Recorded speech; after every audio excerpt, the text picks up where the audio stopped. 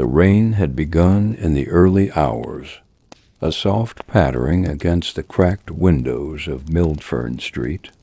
Detective Ellis Grange leaned against the chipped banister outside Apartment 17B, listening to the droplets fall like whispered warnings. The building had that old, faded smell, somewhere between damp wallpaper and forgotten furniture. He hadn't been here in over a decade, and yet nothing had changed. The same stained tiles, the same flickering hallway bulb, and now, the same silence that hummed just a little too loud. He knocked, knuckles brushing the faded brass number on the door. No answer. He knocked again. Still nothing. From behind him, Mrs. Harrow cleared her throat. She was the building's longtime caretaker, small and sharp-eyed. "She hasn't come out in 3 days," she said. "I keep hearing things." Ellis turned slightly. "What kind of things?" Mrs. Harrow shrugged, tightening the shawl over her shoulders. "Whispers. At night. Like someone talking real low behind the door. But she lives alone. Has for years." He looked back at the door. Apartment 17B. A woman named Clara Wynne lived here, or had lived here. "I tried calling," Mrs. Harrow went on, "but the phone just rings. And when it stops, there's nothing. No click, just silence." Ellis nodded. "You have a key?" "Of course I do, but I'm not going in there." He took it from her hand gently. The key was old, the kind that felt heavier than it should. He slid it into the lock, turned, and pushed the door open. The apartment was dark, the curtains drawn tight. The air smelled like old tea and lavender, laced with something he couldn't place, like cooled ash. A single lamp flickered to life as he stepped in. The room was neat, almost too neat. "Clara?" he called softly. No reply. He moved past the narrow hallway and into the main room. A small table set for one, a teacup still half full, the surface undisturbed. Dust on the floor, but only around the edges. The path to the chair by the window was clean, recently used. He touched the back of the chair. It was warm. "Clara?" The whisper came so softly he thought he imagined it. A breath behind his ear. He turned fast, but no one. Just the apartment. Still. Watching. He took out his small notebook and wrote. Room entered. No signs of forced entry. Tea still warm. Possible presence. Behind him, the teacup clinked. He turned once more. It hadn't moved, but the chair was no longer warm. Ellis didn't like the feeling in the air. It wasn't fear exactly. It was attention, the kind that pricked at the neck and made you swallow slower. He moved carefully across the carpet, eyes scanning the corners of the room, half expecting to find Clara perched quietly behind a curtain or crouched in the kitchen. But the silence held. He stepped into the kitchenette. The sink was dry, no dishes. A thin layer of dust covered everything but the kettle. It gleamed faintly, as if recently wiped. He reached for it, still warm. That made no sense. He glanced at the stove, off. He wrote again. Kettle warm. Stove off? No heat source. Back in the living room, the armchair faced the window. From where it sat, one could see the building across the street. Gray brick, windows like blank eyes. The chair had a cushion, flattened as if someone had spent hours there, barely shifting. He ran a finger along the edge of the teacup. Cold now. Time was passing strangely in here. The bedroom door was ajar. He walked slowly toward it, every step cushioned by the old rug beneath his feet. He pushed the door gently. It creaked, not loud, but just enough to make him pause. Inside was a modest room, a narrow bed neatly made, a wardrobe closed, and on the knit stand a single framed photograph turned face down. He picked it up, a young woman smiling. Clara, he assumed, and beside her a man, his face half in shadow. Strange. The photo looked old, but the paper felt new, as if reprinted. Recently. Did you hear it too? The voice was sudden, soft. He turned sharply, but the room was empty. No one behind him, no one in the hall. His breath slowed, trying to regain rhythm. Probably his mind, he told himself. The rain outside had grown heavier. The sound of it blurred the edges of his thoughts. He placed the photo back on the table, face up now. In the corner of the glass frame, a crack he hadn't noticed before ran diagonally, like a fine scratch across Clara's smile. Then came the sound again, whispers, muffled, from somewhere behind the wall. Ellis stepped closer to it, laid his hand against the wallpaper. The texture was uneven, a slight bump just behind the headboard. He tapped gently, hollow. He crouched and ran his palm across the lower half of the wall. A slight seam, a panel. He pressed it. Nothing. Then again. It gave way with a dull click and opened inward slightly. He paused. His hand hovered there, reluctant. Then, pushing slowly, he opened the panel fully. Inside, darkness. A crawl space. The scent of old newspapers and dust flooded out. And from somewhere deep inside that hidden space, something shifted. Not loud. Not quick, just enough. Enough for Ellis to freeze and realize he was no longer alone in the room. The space behind the wall was narrow, barely wide enough for a grown man's shoulders. Ellis crouched beside it, the flashlight from his coat pocket casting a weak glow into the darkness. Dust danced in the beam like falling ash. The air from within smelled older than the rest of the apartment, thick with something long undisturbed. He crouched lower, leaning his head inside the opening. "Clara?" he called quietly. His voice came back to him, dull and smothered. A pause, then shuffle. Very faint. He edged forward, shining the light inside. The crawl space stretched roughly 10 feet before narrowing. Lined with wooden boards, it seemed to lead behind the apartment walls. On the floor, he saw something, scraps of paper, curled at the edges. An old book, and a set of small footprints in the dust, far too small for an adult. But Clara lived alone. He reached in, fingers brushing the edge of the paper. It crackled softly as he pulled it toward him. A torn page, handwritten notes, faded ink. He keeps speaking to me when I sleep. Behind the wall. I leave him tea now. It keeps him calm. Ellis blinked. The writing continued beneath in a hurried scrawl. It's not my voice when I wake up. The whispers aren't just at night anymore. He stared into the crawl space again, the dust slowly settling.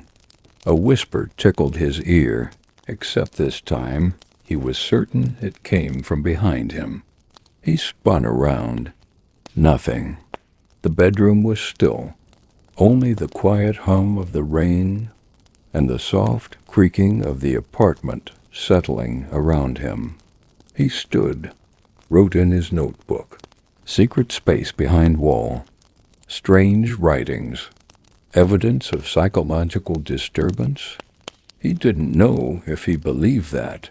He stepped back out into the living room. Mrs. Harrow was still in the hall, arms folded tightly. "She's not in there," Ellis told her. Mrs. Harrow nodded. "She won't be, but she's near. The building feels wrong when she's not okay."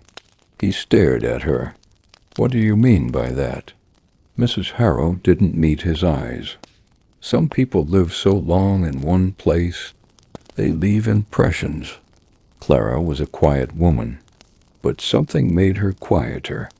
Ellis leaned in the doorway, unsure whether to laugh or take her words seriously. "You hear them, don't you?" she asked. "Hear who?" She gave him a look that was neither amused nor alarmed, just tired. "They always start with whispers," she said. "Then the furniture moves. Then the lights flicker. And then—" her voice trailed off. He waited. "And then what?" But she didn't answer. Instead, she walked away, slowly, back down the corridor, her shoes clicking softly against the floor. Ellis looked back at the door to apartment 17B. He hadn't noticed before. It was slightly more open than he had left it. Ellis stepped back into the apartment, closing the door behind him, but not fully. Something in him resisted the idea of being entirely sealed inside. The latch clicked halfway, leaving the door gently ajar.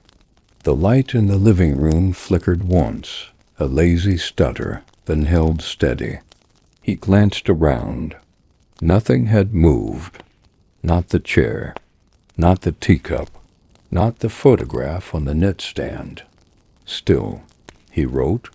Door opened wider. Possible draft, but no clear source.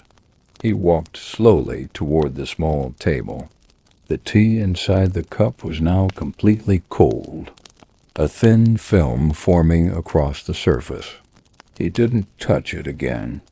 Instead, he sat. The chair was firmer than it looked. Across from him, the window stared out over Milfern Street. Cars passed silently in the drizzle, headlights like floating eyes. Then a soft knock.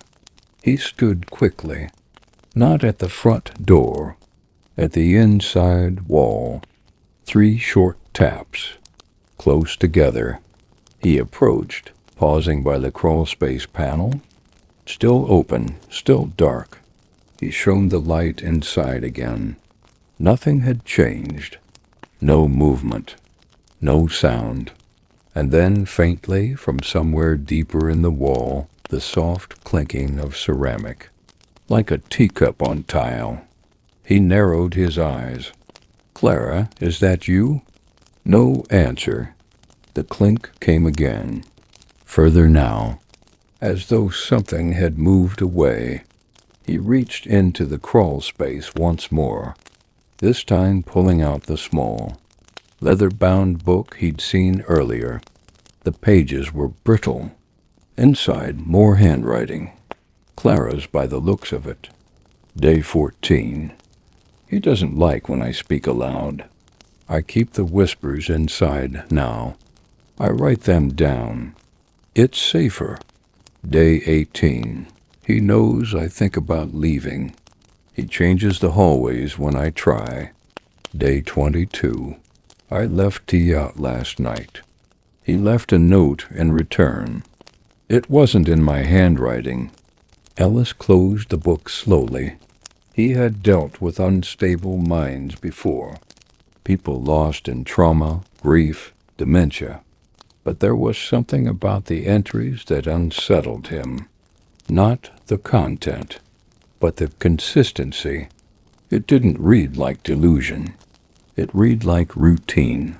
He placed the book on the floor beside the crawl space and rose to his feet. Then movement. Not a sound this time, just the faintest sense of something shifting behind him. He turned. The bedroom door, which he had left open, was now shut. He took a breath, crossed the floor, placed his hand on the knob. It turned easily. Inside, the bed was still made, the photo still on the knit stand. But something else had changed. A second teacup now sat beside the first, identical in shape and color, both half full, still warm. Ellis stepped back, heart slowing in his chest. He scribbled in his notebook, 2 cups, only 1 previously. Time perception unreliable. He looked at the cups once more, then froze. Steam curled gently from only 1, and it wasn't the one he remembered pouring earlier. Ellis stared at the teacup, steam whispering up in soft spirals, vanishing just below the ceiling. The scent was faintly floral, not the lavender he remembered, but something more bitter, something like dried chamomile mixed with earth. He stepped forward, leaned close. The cup trembled slightly, but only when he exhaled. He didn't touch it. Instead, he turned and moved back toward the crawl space. The small notebook still sat where he had left it, open to a page near the back. He read silently. I think he lives in the walls now. Not always, but most days. He was just a whisper. Now he's more. Ellis flipped forward 2 pages. The others don't hear him. They say I'm tired, that I need rest. But I'm not tired. He is. Another whisper, soft, slithering just below the floorboards. Ellis stood slowly, his muscles tense without meaning to be. He knew better than to let himself get pulled into the mood of a place. But this apartment was patient. It didn't rush to frighten. It settled into you. He walked to the window and pulled the curtain back slightly. Across the street, the same building stared blankly back. A man in a coat stood on a balcony, unmoving, watching, or maybe not. Ellis stepped away. His phone vibrated sharp in the stillness. He pulled it from his coat pocket. Unknown number. He answered. Grange. Nothing. Then a breath. Then static. Then his own voice, distorted and low. He's still in the room. He pulled the phone away, heart thudding. The call had ended. No record of it. He placed the phone face down on the table. From the hallway, something fell. A soft thud, followed by a gentle roll. He stepped out of the bedroom. A spoon, stainless steel, lying on the hallway floor. He bent to pick it up, noting the odd warmth in the metal. Back in the living room, both teacups were now steaming. Ellis sat, his notebook open. Time distortion confirmed. Objects moving without direct contact. Possible hallucination or unseen presence? He tapped the pen absently against the page, listening. The building had gone utterly still again. No wind, no traffic, no footsteps. As if the apartment were separated from the rest of Mildfern. Street, adrift in its own quiet. He leaned back, let the silence settle. Then, beneath his chair, a knock, one, then another. Deliberate. He stood fast and flipped the chair, revealing a square section of flooring slightly darker than the rest. A hatch. Hidden. Old. He knelt, pressed against it. It moved. Barely. As he shifted it open, the scent of dust, old wood, and faint tea leaves wafted up. He peered down into the small space. Not a basement. a compartment, and inside it, a small tape recorder, labeled in ink, "Play me only when he starts to answer back." Ellis sat cross-legged on the living room floor, the hatch still open beside him. The recorder was heavier than he expected. One of those old push-button models from the 70s, with cracked rubber on the edges and a faint smell of metal and age. The tape inside was labeled simply 17B. He stared at the buttons. His finger hovered over play, but he didn't press it. Not yet. He took out his notebook and wrote carefully. Tape recorder hidden under floor. Labeled. Possibly Clara's voice. Marked for specific trigger. Verbal response from unknown entity. He placed the recorder gently on the rug and stood. He needed air. The front door opened with its usual sigh.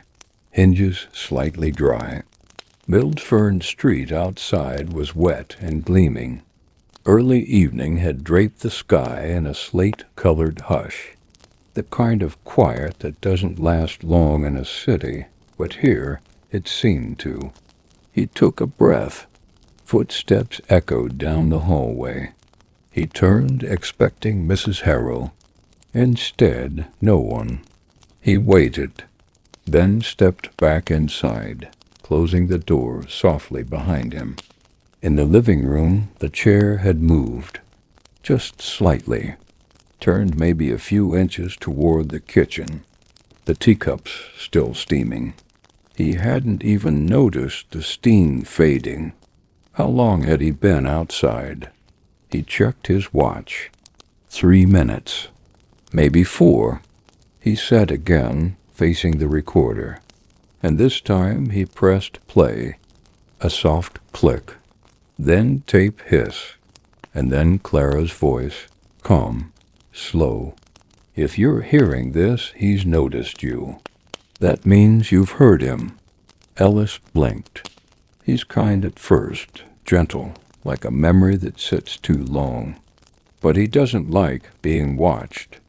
Don't stare into mirrors. And don't answer back. There was a pause. He was never meant to stay here. I let him in by accident. I whispered too often to the walls. Static followed. Then a soft hum, like someone singing just outside the range of understanding. Ellis turned off the recorder. He sat in stillness, his breath shallow. Then the whisper came again, clearer this time, right beside his ear. "You shouldn't have listened." He stood sharply. The apartment was unchanged. The hatch was closed. He didn't remember doing that. The recorder was back beneath the chair. He didn't remember that either. He backed away slowly toward the hallway, but the walls now felt closer, the shadows deeper. He entered the bedroom, needing a break from the strange calm of the living room. And then a sound from the closet, just a faint scrape. He placed a hand on the doorknob. It turned too easily. Inside only coats, shoes, dust, and a mirror, oval-shaped, old, with a frame like twisted branches. He stared at his reflection, then blinked. His mouth wasn't moving, but the reflection was whispering. Ellis took a slow step back from the mirror. His breath caught in his chest as the reflection tilted its head. Lips still moving, but soundless now. The room was still, oppressively still, and the longer he stared, the less the figure in the glass resembled him. The face was similar, yes, but the eyes seemed deeper set, the mouth too wide, the expression wrong. He blinked again. Now it was just him. Normal. Staring back, shaken, he shut the closet door, tight, firm, tried to seal the moment inside with it. Back in the bedroom, he paused by the knit stand. The photo of Clara and the shadowed man still sat there, undisturbed. But the crack in the glass had grown, no longer a small fracture, but a deep split that sliced clean through the frame. He turned the picture over. On the back, in light pencil, barely visible. He forgets faces, but remembers voices. Ellis stared for a long time, then placed the photo down gently. He didn't like how often this apartment demanded quiet. Every creak, every whisper, every breath felt like an intrusion, like he was being tolerated. He returned to the living room. The chair turned again, now facing the hallway. He didn't bother writing it down. The tape recorder sat once more atop the rug, as if it had never moved. He picked it up and pressed play again, hoping for clarity. Clara's voice returned, softer now. He learned me, slowly. He listened from corners. Sometimes I feel in the wallpaper. A pause, the sound of her breath uneven. I think I answered him in my sleep. That's how it started. More static. Then another voice. Not Clara's. Male. Faint. Barely above a breath. You hear me now. Ellis stopped the tape. Fast. The room felt colder.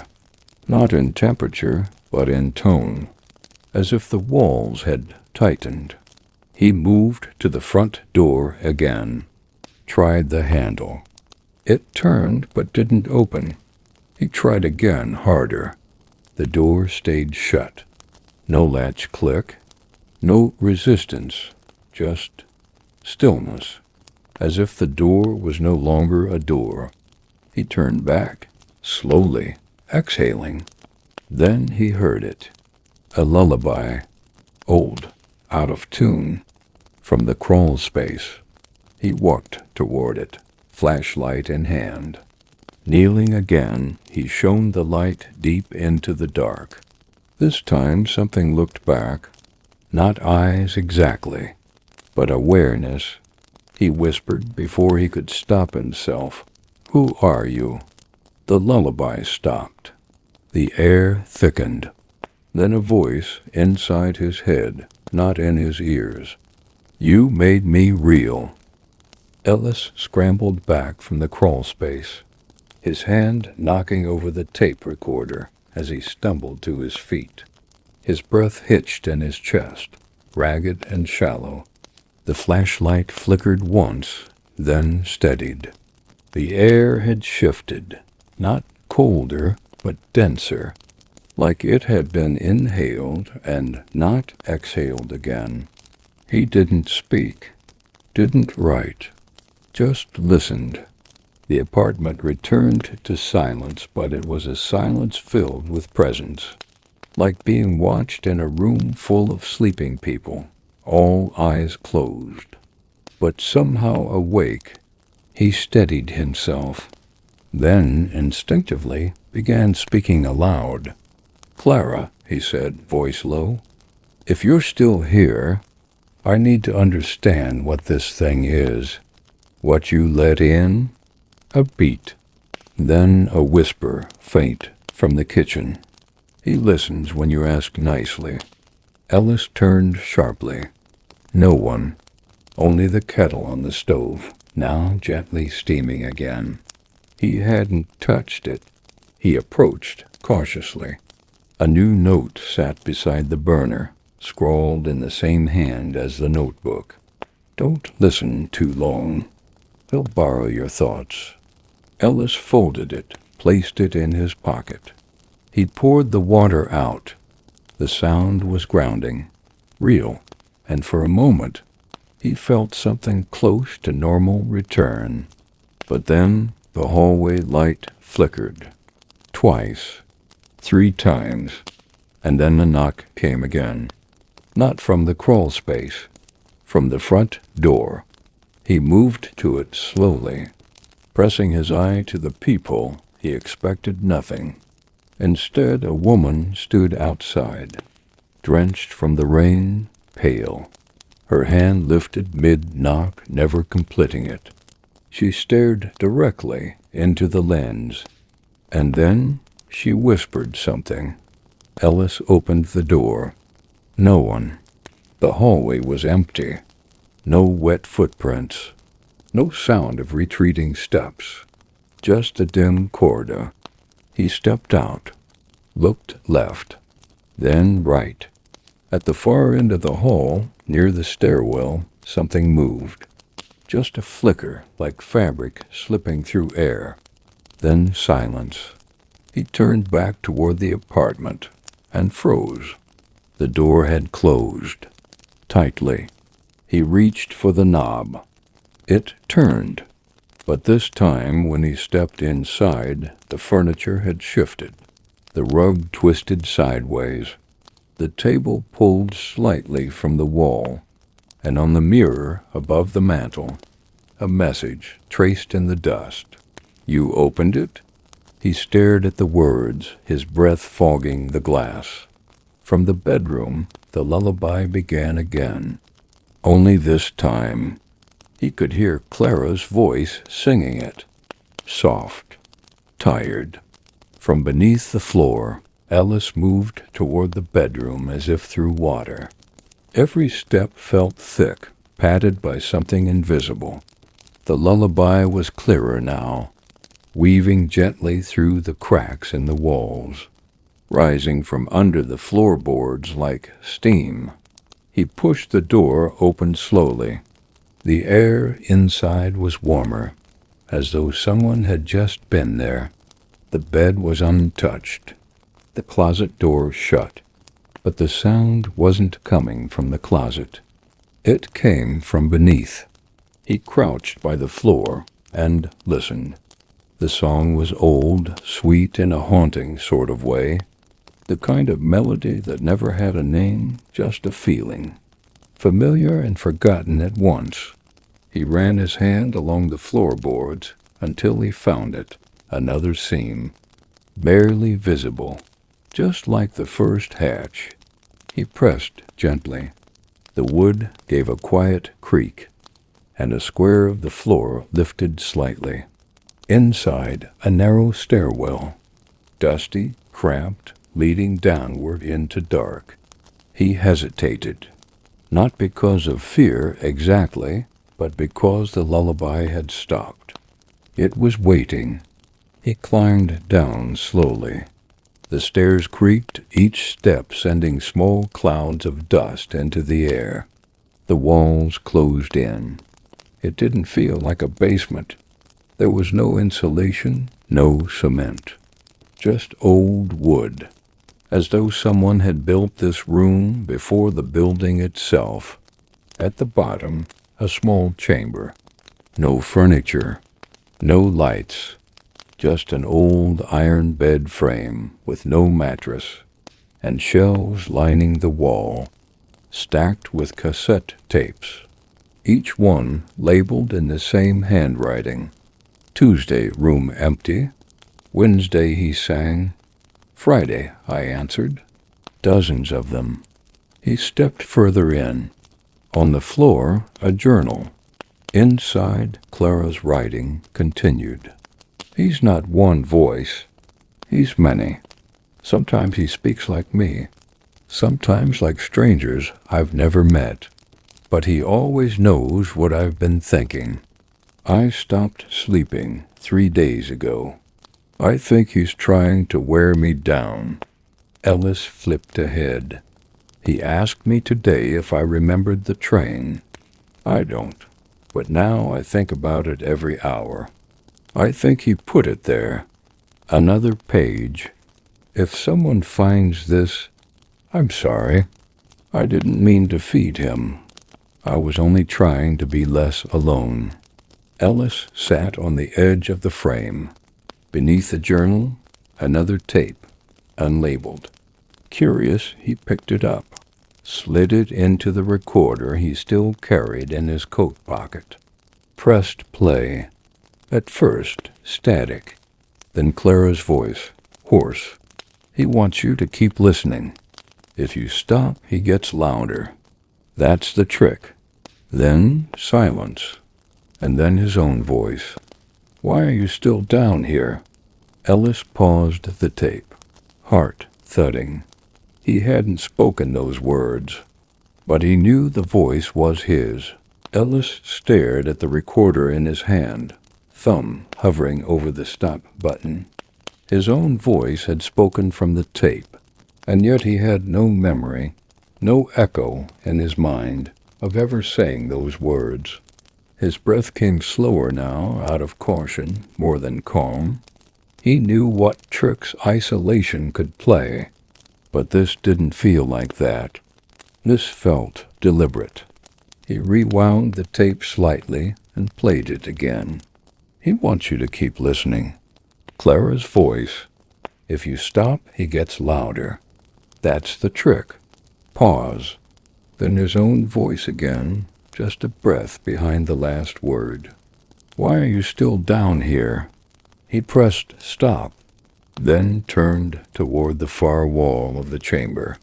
A second set of shelves rested there, not with tapes, but notebooks, dozens, each dated, bound in worn leather. The earliest marked Clara, minus 1991. He opened the first one. The handwriting was tighter, neater. First night in the apartment. Quiet building. Odd layout. The bedroom creaks near the closet. Nothing unusual. Then, a few entries later, woke up at 3:17 a.m., heard a voice say my name. Thought it was the neighbor, but I live alone. Tried ignoring it. Whisper returned tonight.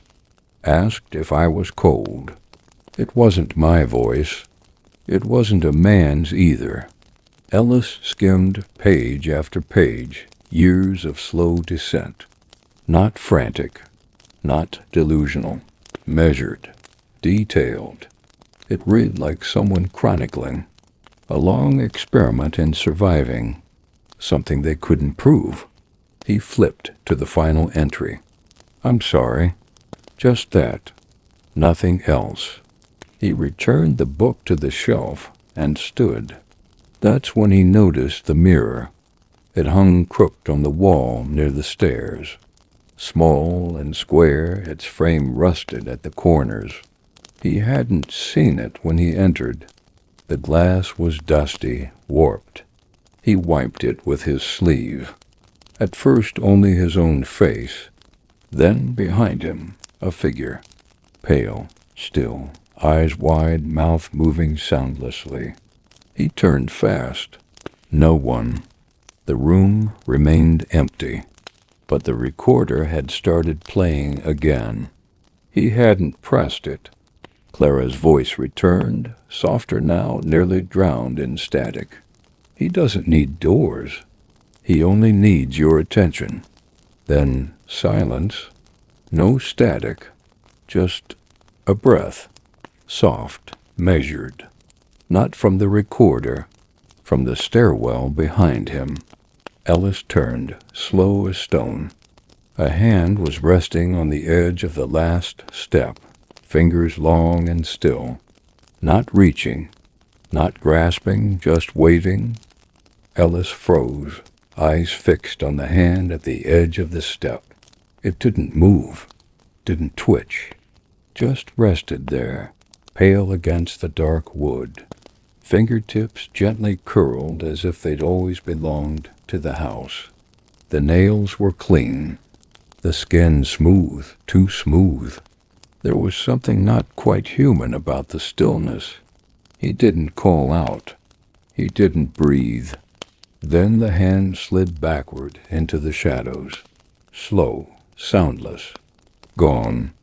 Ellis stepped toward the stairs, crouched low, and shone the flashlight upward. The steps were empty. The crawlspace hatch at the top was closed again. He hadn't closed it. The apartment above him sealed in. His only exit gone. He stood, scanning the basement chamber again. It hadn't grown darker. If anything, the air felt lighter now, as if something had moved on, or moved in. He opened another notebook from the shelf. This one was different, typed, not handwritten. Observed. Entity responds to attention. Vocal engagement increases activity. Responds with mimicry. Attempts emotional connection through memory fragments. The next paragraph. Possible that the entity does not understand self. Builds identity through borrowed thoughts. Learns from its host. The phrase hit Ellis like a quiet punch. Learns from its host.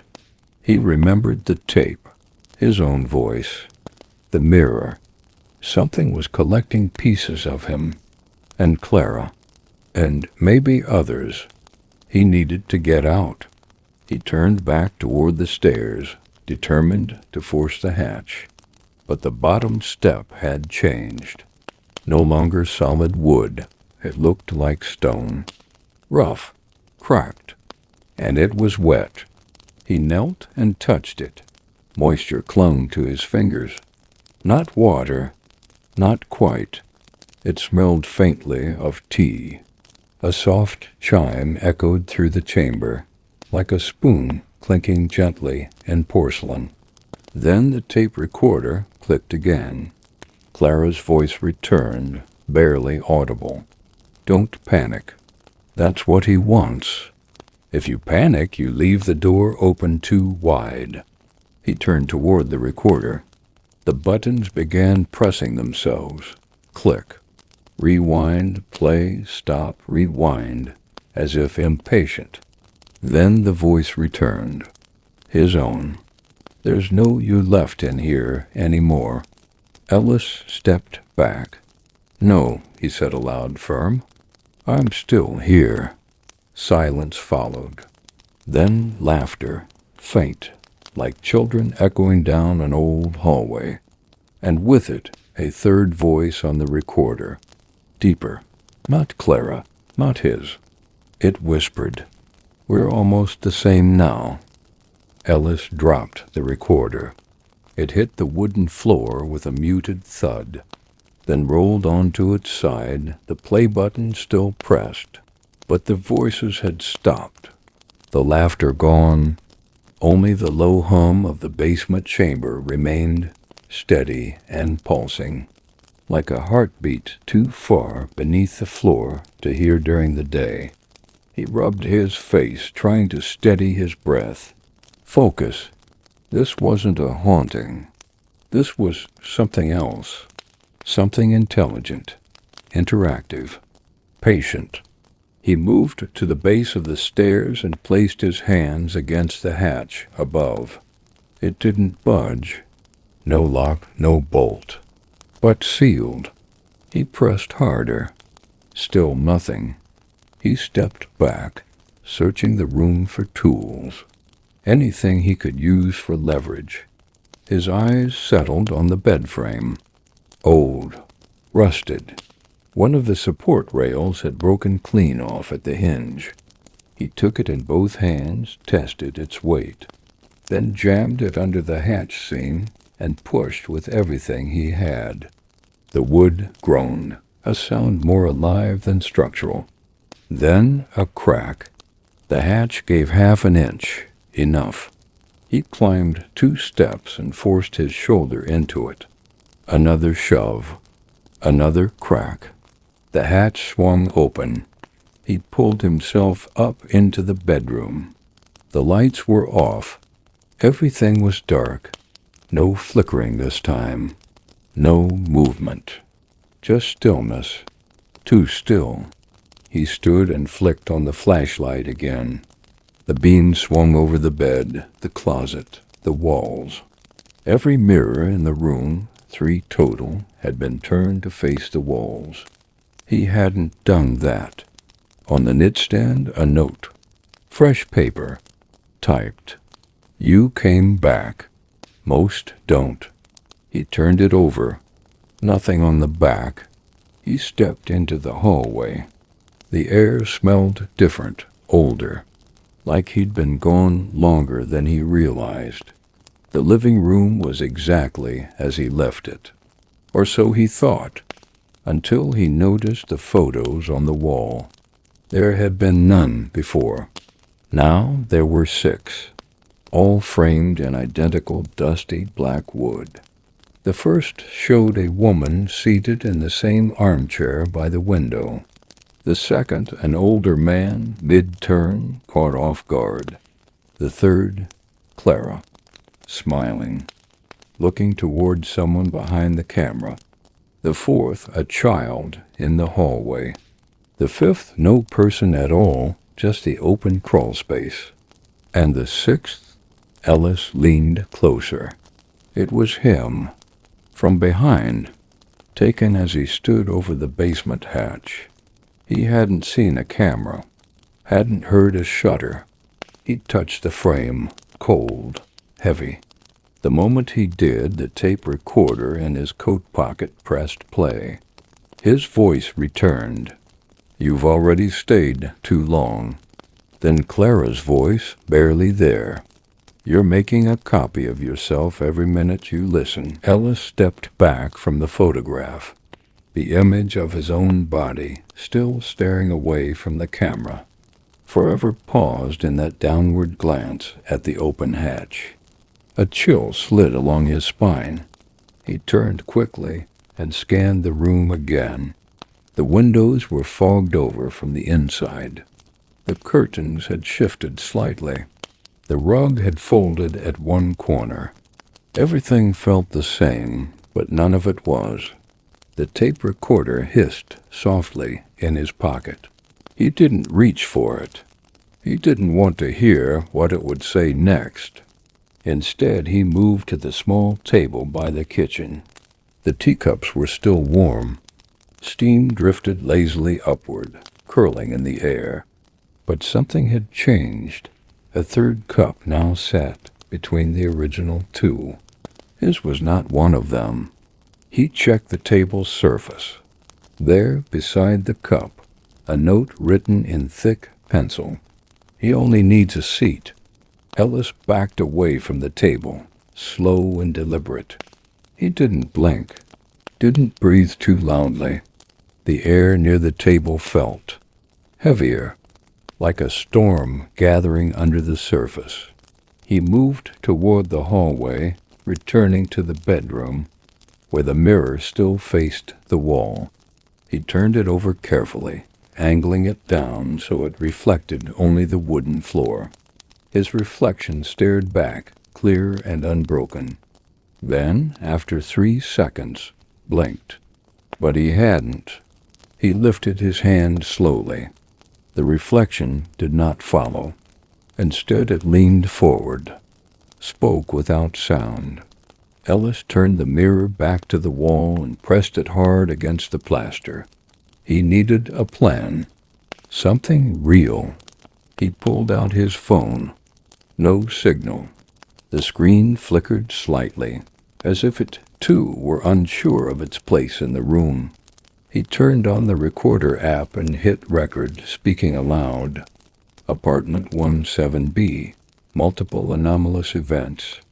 Entity appears to interact through audio mimicry, reflective surfaces, and spatial distortion.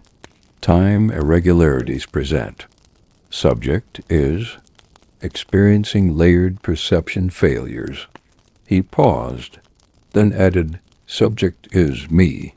He looked around, suddenly unsure if he was alone. He walked back to the living room. The photos were gone, all of them. In their place, 6 empty frames, the wall behind them clean and unmarked, as if nothing had ever been hung. He checked the floor near the crawl space. The hatch was still open. A low breeze drifted up from the stairs, but the tape recorder had fallen from his coat pocket. It sat by the crawl space again. Ellis approached it and picked it up. The tape had rewound. He pressed play, though his stomach twisted with emotion. A new voice spoke now. Not his, not Clara's, but unmistakably familiar. It was a child's voice, one he remembered from long ago. Don't forget who you were before you got curious. And then Clara's voice returned, urgent now. He's remembering too much. Ellis stood frozen, the recorder still humming in his hand. The child's voice, high, steady, uncannily calm, had come from deep in his memory. He hadn't heard that tone in decades. Not since the hospital hallway. Not since his brother disappeared. He had never told anyone about that. Never said aloud that just before it happened, he'd heard whispering behind the walls at home. Just like this. He sat down slowly on the edge of the couch, the cushions stiff beneath him. The apartment was listening again. He could feel it. The recorder crackled once more, static, a pause. Then Clara's voice, softer than before. I tried burning the tapes. He hid new ones. I stopped talking for a week, but he still learned. He doesn't need words anymore. Ellis turned off the recorder. It was no longer a tool. It had become a mirror. He placed it down on the floor and took out his notebook, flipping past pages of earlier notes. Now he wrote only, "This place does not want me to leave." He stared at the sentence, then underlined it twice. From the kitchen came a soft rustling. He stood. The table had reset again. Now there were only 2 cups, but both were steaming. He approached and reached for one, his fingers brushing the handle. It was warm, too warm. He recoiled. A faint breath fogged the surface of the tea, but not his. He looked behind him. Nothing. Then back at the tea. Now 3 cups. He hadn't blinked. He stepped back from the table, heart thudding. The mirror above the mantel creaked. Its glass now shimmered faintly. He didn't want to look, but he did. There were shapes in the reflection, shadows standing where no people stood. Figures aligned with the walls, with the corners, with the table. Then tap, tap, tap. He spun. The knock had come from the hallway closet. He walked toward it, slowly. The door creaked open on its own before he touched it. Inside, coats. And a new frame. Not a mirror, a photograph. Black and white. Of the apartment. Empty. Old. But in the center of the room, just behind the armchair, a blurred figure stood. It had no face, but wore Ellis's coat. He reached out. The photo fell from the wall before he could touch it, landed face down. He flipped it over. Words scrawled on the back in thick, looping handwriting. You can't leave while you're still watching. And from behind him, very close, Clara's voice. Stop looking, Ellis. Ellis turned sharply, but the hallway behind him was empty. No Clara, no sound, just the faint echo of her words still curling in his ear. Stop looking, Ellis. He leaned against the wall, the cool plaster grounding him for a moment. His eyes moved across the space, careful not to settle too long on any mirror, any cup, any corner. The air felt tighter now, like it wasn't air at all, but memory stretching thin. He walked toward the front door, tested the handle. Still locked? Still no latch. He turned it again, and again, but the door remained simply closed. He reached for the light switch near the frame and flicked it. Nothing. Darkness held. Only his flashlight carved the space into view, a narrow, flickering beam that seemed to reach less and less the longer it burned. Back in the living room, the 3 teacups were gone again. In their place, 3 stones, small, smooth, wet. He knelt beside them, touching one, cold. On the floor, just beneath where the stones sat, something had been carved into the wood. Light scratches, shallow and erratic. He traced them with his finger. A single phrase, "You're becoming him." Ellis stood slowly. That was when the hallway light finally flickered on. For the first time all night. He walked toward it, cautiously. Halfway down the corridor, something had changed. The walls, once cream-colored and peeling, now looked fresher. The wallpaper pattern was different. The smell was gone. No more dust, no more dampness. Just clean. He stepped into the bedroom, and everything had reset. The bed was neatly made. The photograph back on the knit-stand, uncracked. Only 1 teacup in the kitchenette, and a single chair facing the window. For a long moment, Ellis said nothing. Then the bedroom mirror moved. Not swung, not tilted. It shivered, as if something behind the glass had exhaled. He approached slowly, looked in, and there he was, except not quite. The reflection moved just slightly out of sync, a half-second delay in breath, in blink, in the twitch of his fingers.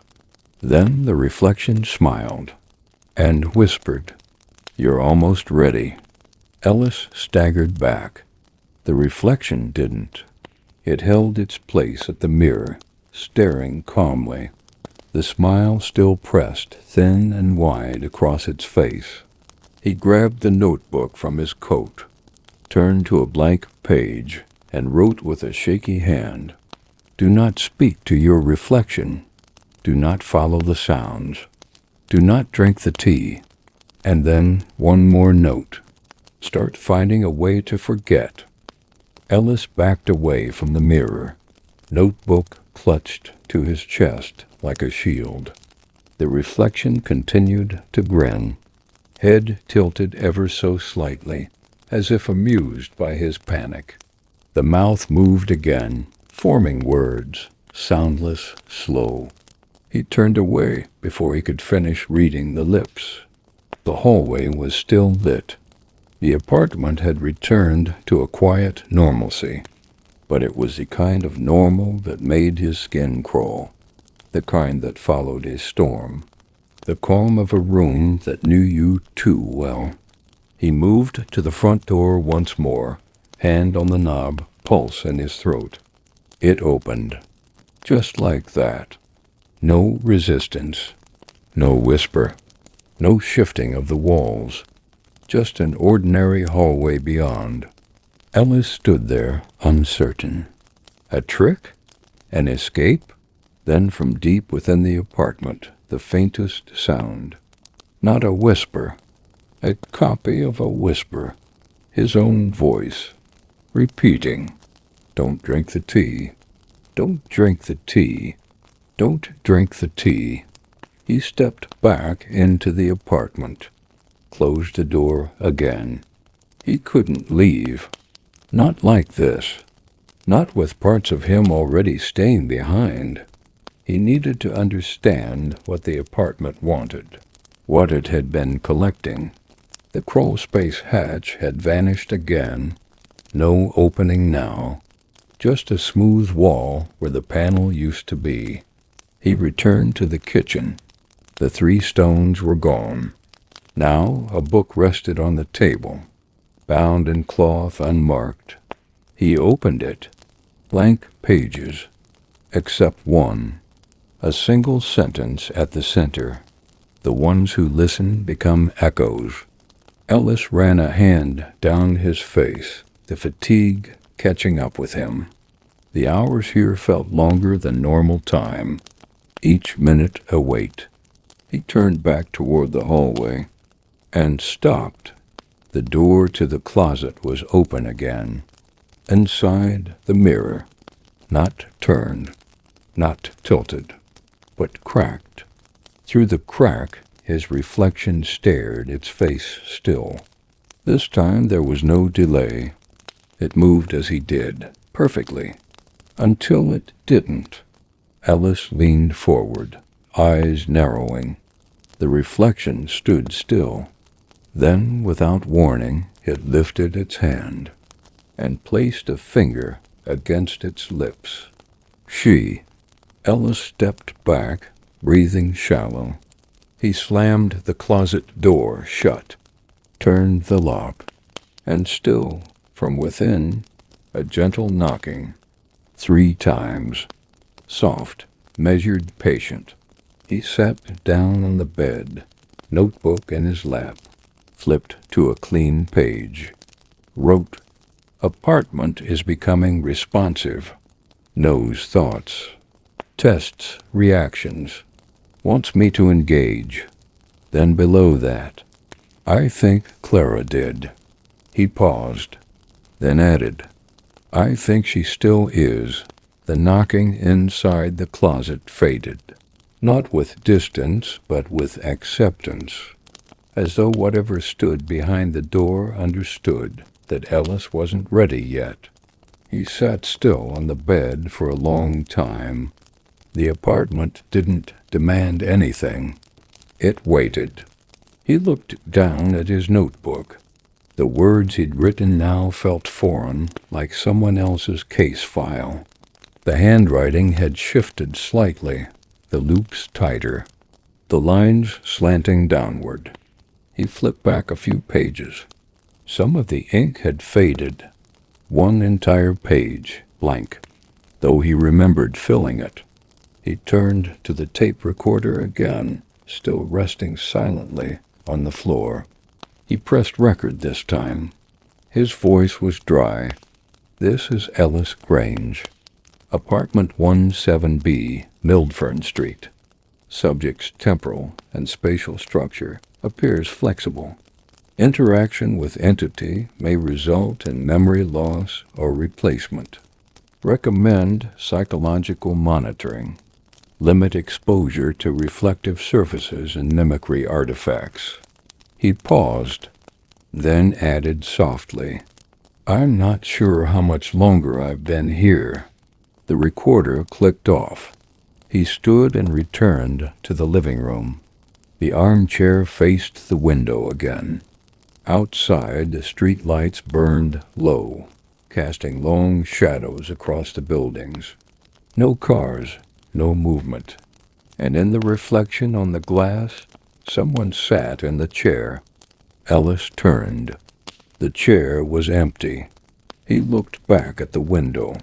Still there, the shape, seated, watching. Clara, or what used to be her. He approached the chair, sat, faced the street, waited, and then, in the glass, she moved, slowly turned her head toward him. Her lips didn't move, but a voice, not in his ears, but in the soft center of his thoughts, whispered, "You know what I gave him?" He whispered back, unsure if he was speaking aloud. "What was it?" The window grew darker. "My name? That's where he begins." Ellis stood quickly. His notebook. He needed his notebook. He ran to the hallway where he'd left it, but it wasn't there. Instead, the pages now lay scattered across the floor, each one torn from the spine, each one filled with handwriting. His, Clara's, others. Dozens of voices, dozens of notes. The pages lifted slightly in an invisible breeze, fluttering like breath. Then one flew upward and stuck to the hallway mirror. It read, "He's writing now." Ellis stepped closer, saw the mirror reflection changing. In it, his own face stared back, but a hand, not his, reached up from the bottom of the frame and began writing across the glass in fog. Grange. Then Grange. Again. Over and over, until the entire mirror was filled with his name, and just below it, Clara's voice inside him. Now he knows yours, too. The name pulsed across the mirror. Grange scrawled over itself in layer upon layer of fog and condensation. The strokes grew heavier, more frantic, as if the act of remembering was no longer optional. Ellis backed away, his name echoing in his head like a warning bell. It wasn't just written, it was being learned. The mirror began to hum, a low, resonant frequency that vibrated through the walls, the floor, his ribs. He turned and fled to the bedroom. The closet door had been forced open. Inside, the cracked mirror lay face down, the frame splintered. His reflection no longer moved. It just watched, still, waiting. He stepped back. The air tasted strange, now like static, like an old radio tuned between stations. The notebook pages were still scattered in the hallway, one sheet now pinned to the wall, not by tape or tack, but by some invisible force. A new phrase had appeared in thin red ink. He's almost shaped. Ellis whispered. Shaped into what? No answer. He moved to the kitchen sink, turned the tap. Water gurgled, then nothing. He opened the cupboard below. A tape recorder sat inside, different from the others, older, covered in dust. He picked it up, blew gently across the surface, and pressed play. No voice at first, only breathing. Then Clara's voice, hollow, like it had traveled a long way to reach him. You're in the last room now, the one he saves. A pause. You won't see him, but he'll finish you anyway. Ellis clenched the recorder. He spoke into it, his voice steadier than he expected. This is still Ellis Grange. Still here. I have not been finished. I remain. Then the recorder clicked off on its own. From the corner of the kitchen, a low sound began, like a ticking clock with no rhythm. It echoed through the apartment. He followed it, back to the living room. The armchair was gone. So was the window. In its place, a mirror, wall-sized, seamless, like a lake of glass. He walked toward it, and for the first time saw the full figure on the other side. It looked like him, but wasn't. Its smile was subtle, confident. It raised a hand and touched the glass. Ellis did the same, fingertips aligned. But the reflection's eyes were wrong. They weren't watching him. They were watching beyond him. Then Clara's voice again. Faint. That's where he waits. In the version of you that listens too long. Ellis tried to pull his hand away. Couldn't. He was stuck. His fingers pressed flat against the glass. And the reflection whispered, I'll walk out soon. You can stay here now. The mirror rippled. A low knock, knock, knock behind his eyes. And the last note scratched into the glass from the inside. Almost shaped. Almost real. Ellis yanked at his hand, muscles straining. The cold bite of the mirror seeping through his fingertips. The glass felt less like a surface now, more like skin, breathing, holding, every pull only pressed him deeper, until he could feel the heartbeat of something on the other side. The reflection didn't struggle. It smiled, and behind its eyes something moved. A second face swimming faintly beneath the surface, familiar but unfinished, like someone halfway remembered in a dream. Ellis braced himself and shouted, not for help, but for clarity. "I am Ellis Grange. I am not you." The mirror pulsed. Then the reflection spoke, lips almost in sync with his own. "But you were. You will be." You're folding inward. Ellis gave one final pull, and his hand came free. He stumbled back, falling hard against the wooden floor. His breath came in quick gasps. The mirror remained still, flat, but now the reflection had vanished.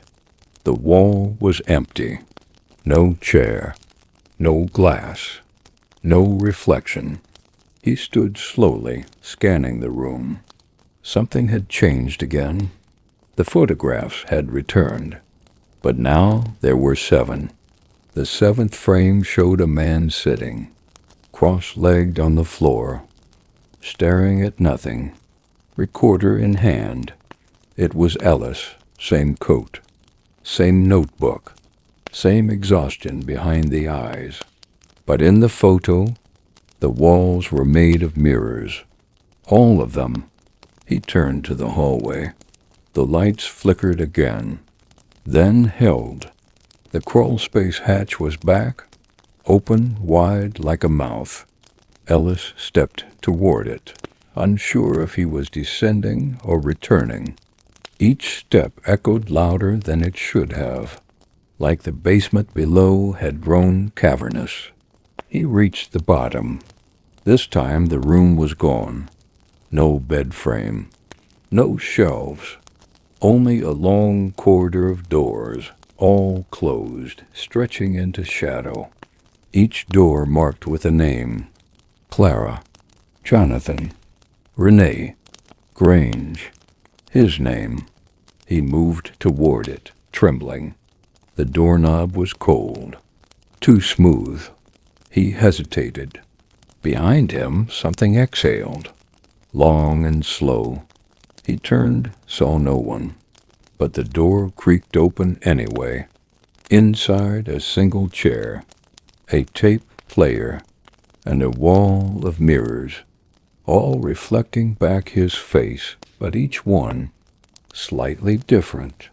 One was smiling, one was crying, one looked away, one stared directly at him and mouthed, "Don't sit down."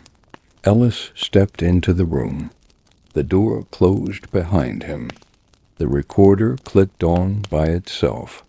A voice whispered from it, "He's done shaping you." Then another voice, softer, Clara's.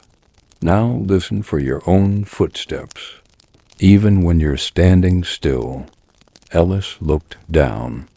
The floor beneath him was dusted with footprints, none of them his. Ellis stood in the doorway, staring at the floor. The footprints were bare, no shoes, just long, narrow outlines pressed into the dust. Some led to the chair, others circled the tape recorder. One pair disappeared directly into the wall, as if someone had walked out of this dimension entirely. He crouched slowly, touched one of the prints. Warm, as if whoever made it had only just stepped away. The mirror wall pulsed again, but gently now, no longer trying to trap or shape or lure. Just watching. Ellis stepped further into the room. The door shut behind him with a soft click. He didn't try to open it. He was beyond pretending this place followed normal rules. The tape recorder on the chair was different this time, smaller, older, the kind you'd find in a child's bedroom, next to cassette stories and lullabies. A name was written on the side in fading blue pen, "Property of Clara, Ma." He sat, not in surrender, but in acknowledgement. Something was ending, or beginning, or repeating again. He'd pressed play. Clara's voice, younger this time. They told me not to speak to mirrors, so I asked them why they were always listening. A soft giggle. Then older, wearier. He doesn't show up as himself. That's the trick. He waits until you're sure the voice is yours. Then silence. And then Ellis's own voice. Again. A version of him he didn't remember recording. You can leave any time. That's the problem. He stopped the tape. Stood. The mirrors remained still, each one reflecting a slightly misaligned version of him, all pacing at different rhythms. One version of him sat down. One remained standing. One pressed its forehead to the glass as if trying to listen through it.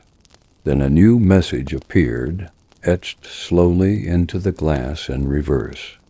Exit through forgetting. He spoke aloud, quietly.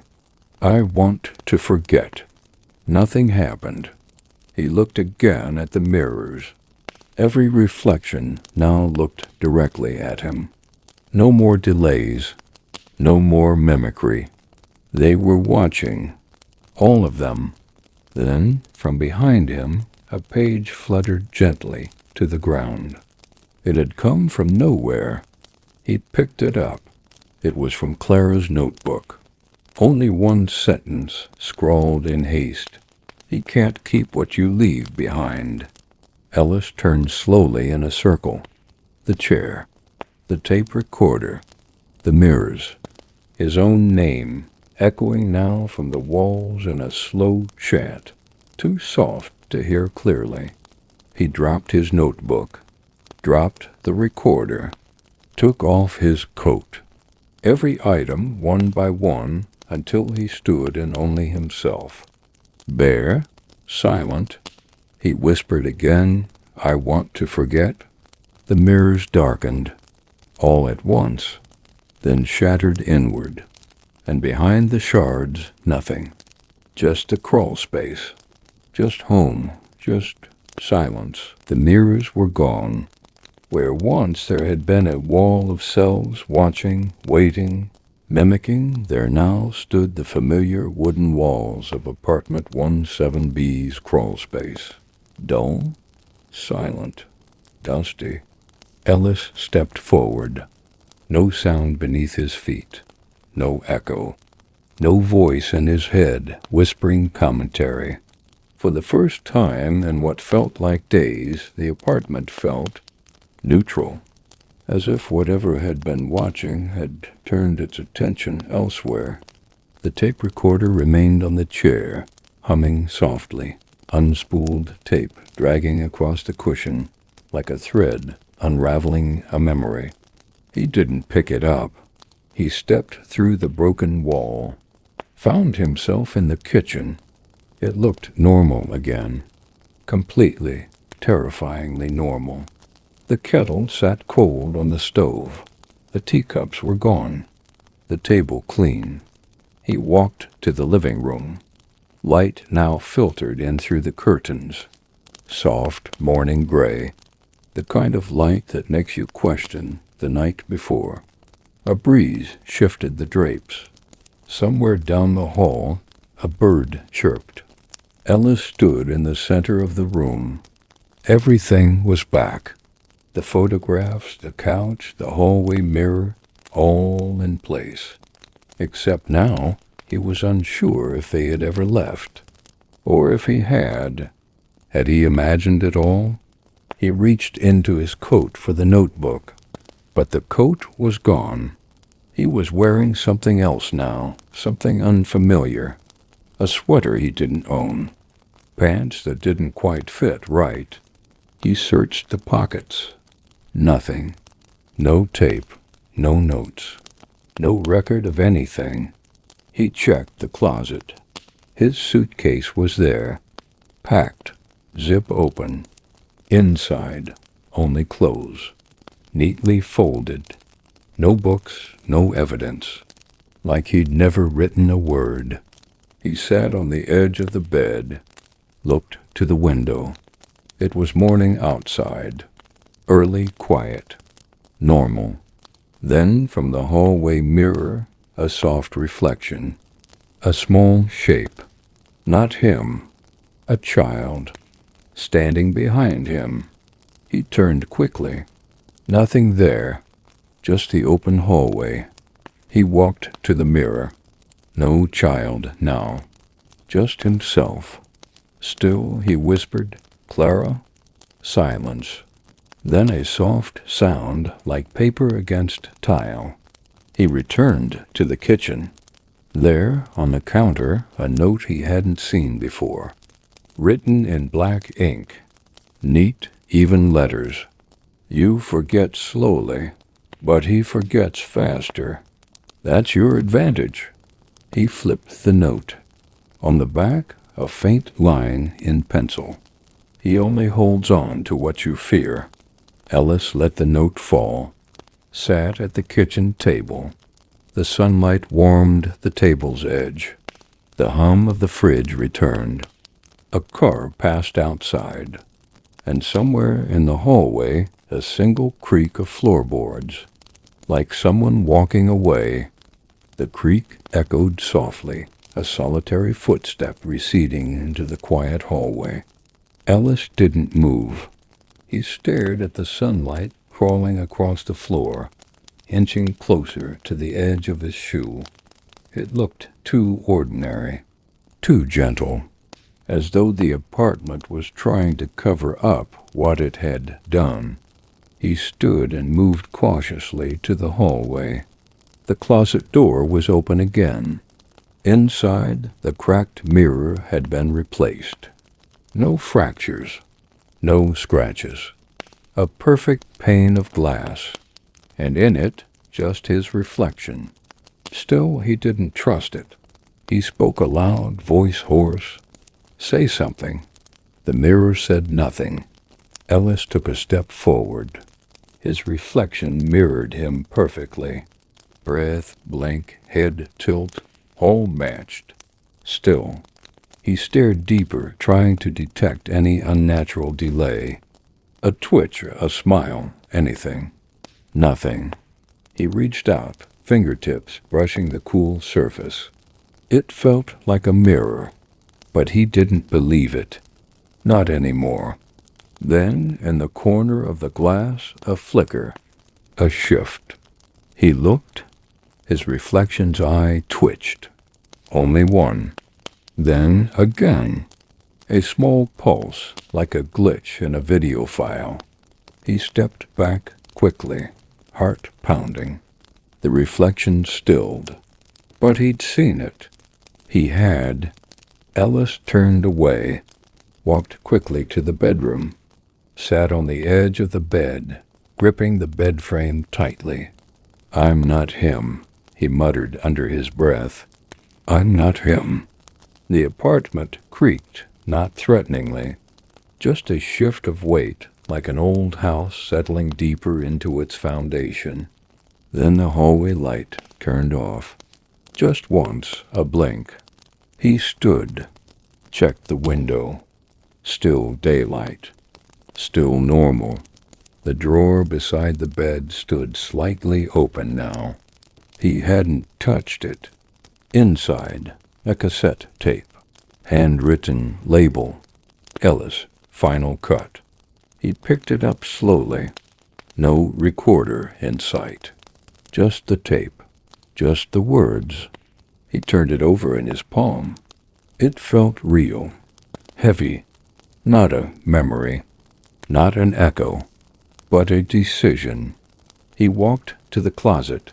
Reached into the far back corner where the old player had been stored earlier. It was gone. Instead, a piece of paper folded neatly in its place.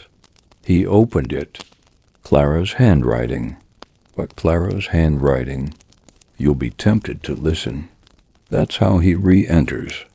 He's smaller now, but not gone. He fits in quiet rooms. Ellis crumpled the note.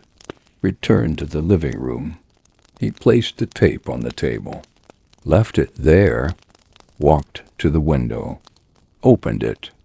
cool air drifted in, brushing against his face. The city outside breathed in low, quiet rhythm. Birds, a distant siren, a dog barking, and beneath it all, nothing else. No whisper, no Clara, no mimic. For the first time, it was just him. For now. The tape remained on the table like a wound that hadn't stopped bleeding.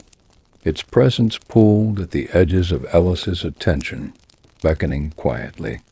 No sound, no movement, yet its silence screamed. He didn't touch it. Instead, he opened the window wider. The breeze that rolled in carried the smell of rain on concrete, city leaves, and something faintly metallic, familiar, like hospital rails or cassette tape reels. He turned away from it. The apartment had gone still again, too still. He paced the living room, scanning the details, the bookshelf, the worn rug, the painting over the mantelpiece.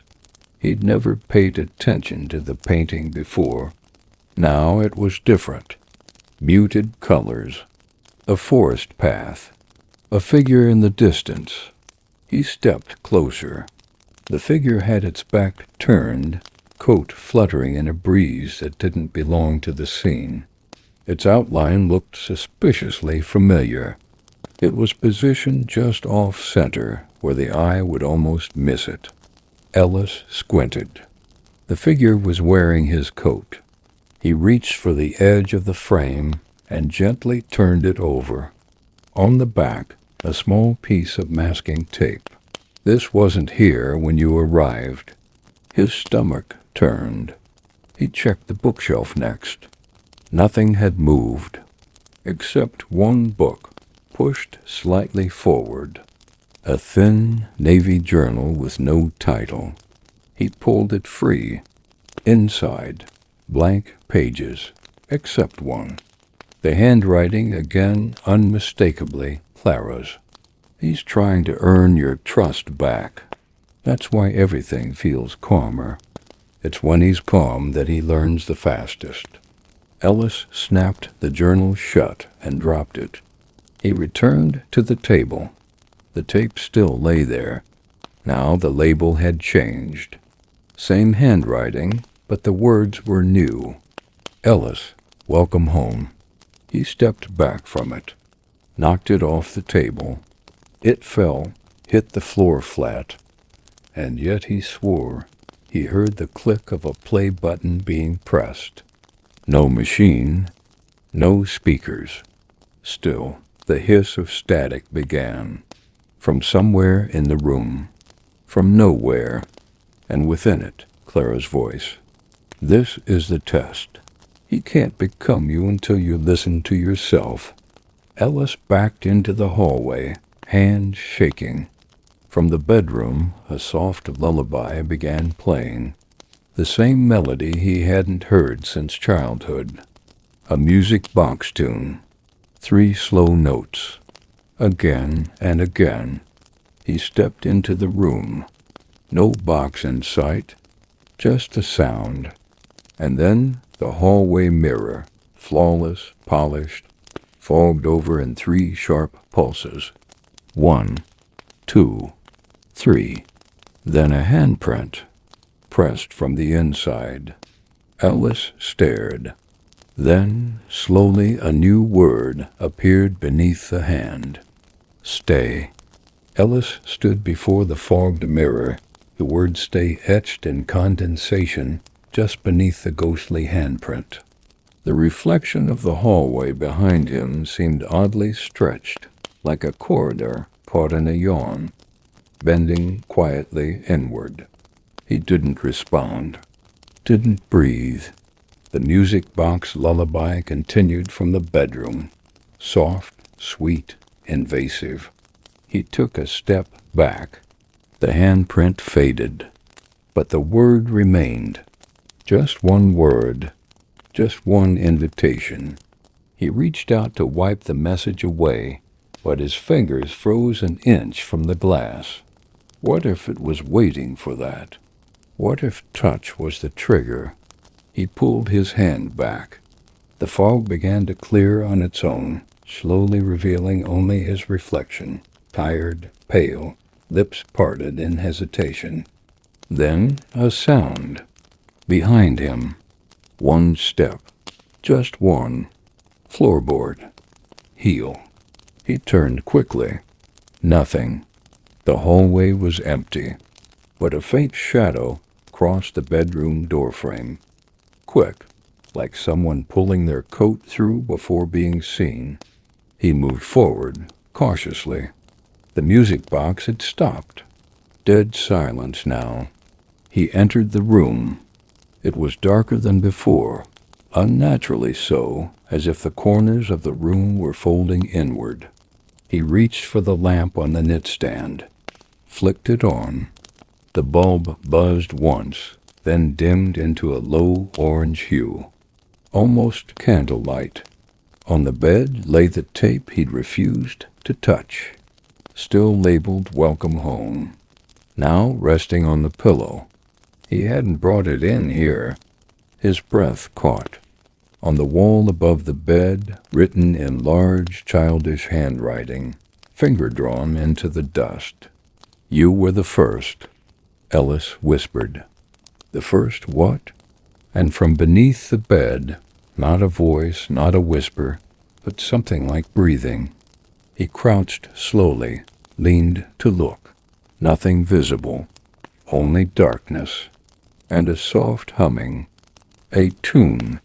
Not the lullaby this time. Something older. Then, in his pocket, the recorder clicked on. He hadn't even remembered picking it up again. Clara's voice crackled through. "He needs repetition, loops. He rebuilds from your routines. Every time you return, you let more in." Ellis stood, panic creeping up his spine like a whisper with claws. "How many times have I been here?" he asked aloud. The mirror in the closet cracked again, showed his reflection answering. Mouth moving out of sync. Just enough. He ran from the room, back into the hallway, but the apartment had shifted.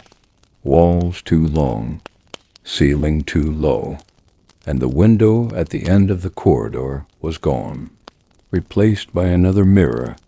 No door, no exit, just him, everywhere, and in every reflection the same smile. Not his, but growing closer. Ellis pressed his back to the hallway wall, chest heaving. The reflections in the mirror ahead stared at him, all identical, yet not one of them felt like his. Their movements lagged behind reality by a breath. One blinked too slowly. Another didn't blink at all. He tried to speak, to assert himself, but the words caught like thorns in his throat. Finally, he whispered, "I'm not you." And one of the reflections whispered back, without moving its lips, "But I am." He bolted, ran toward the living room. Every step sounded muffled now, like running through heavy air, like moving through memory. He passed the hallway table. It now held the framed photo of Clara. Except this time she wasn't smiling. She was watching, eyes narrow, lips parted, as though she was about to speak. He didn't stop, reached the living room. The tape was gone from the table, but in its place his notebook, returned, open to the center, filled with writing. Not his. He knelt beside it, scanned the lines. There was never a first time. You're in the middle. The story's shape is a spiral. Beneath it, in smaller letters, "You've been shaped more times than you've counted." A knock at the front door. Once, twice, 3 slow, deliberate taps. He stood, approached carefully. No people, no voice, just stillness. He placed his hand on the doorknob, paused. What happens if I open it? From behind him, the tape recorder answered. You start again. He turned. The recorder sat neatly on the armrest of the couch. He hadn't put it there. He hadn't even seen it return. It clicked again. Play engaged. Clara's voice, quieter now. Each time you think you've escaped, he leaves you a gift. You carry it to the next version of yourself. The door knocked again, louder. This time it rattled the frame. He stepped back. The windows fogged over. All at once. A handprint on each one, as if the apartment was being held close or held in. He shouted, What do you want from me? The apartment answered in silence. Only the low hum returned. But it had rhythm now. It matched his heartbeat. He felt it through the floorboards, through the walls, inside his chest. The light above flickered. Once, twice, then stayed off. Complete darkness. He backed against the wall, straining to hear anything that could tell him what was near. And then, directly beside his ear, You are the story. Ellis froze. The voice had been inches from his ear, breathless, not whispered but placed, like a memory left too close to the surface. He turned his head, nothing, just darkness, thick, almost textured. He could feel it in the air, now, heavy like velvet, pressing against his skin. He reached for his phone for light, but it was gone. So was his coat. The room had peeled him back, layer by layer, and now even the basic tools of sense were denied him. He moved slowly, feeling along the wall. Fingers brushed the edge of a picture frame, the photo of Clara. But this time her face was blurred, erased, replaced by his own. He recoiled, stumbled backward into something soft, upholstered. The armchair. Only now it faced the wall, and seated in it a figure, still, silent. Ellis leaned forward, breath caught. Clara? No answer. He reached out. His hand passed through empty space. The chair was unoccupied, but still indented, still warm. Then from every wall, softly, simultaneously, the voices began, all versions of his own, some younger, some distant, one nearly sobbing. I knew better. I stayed too long.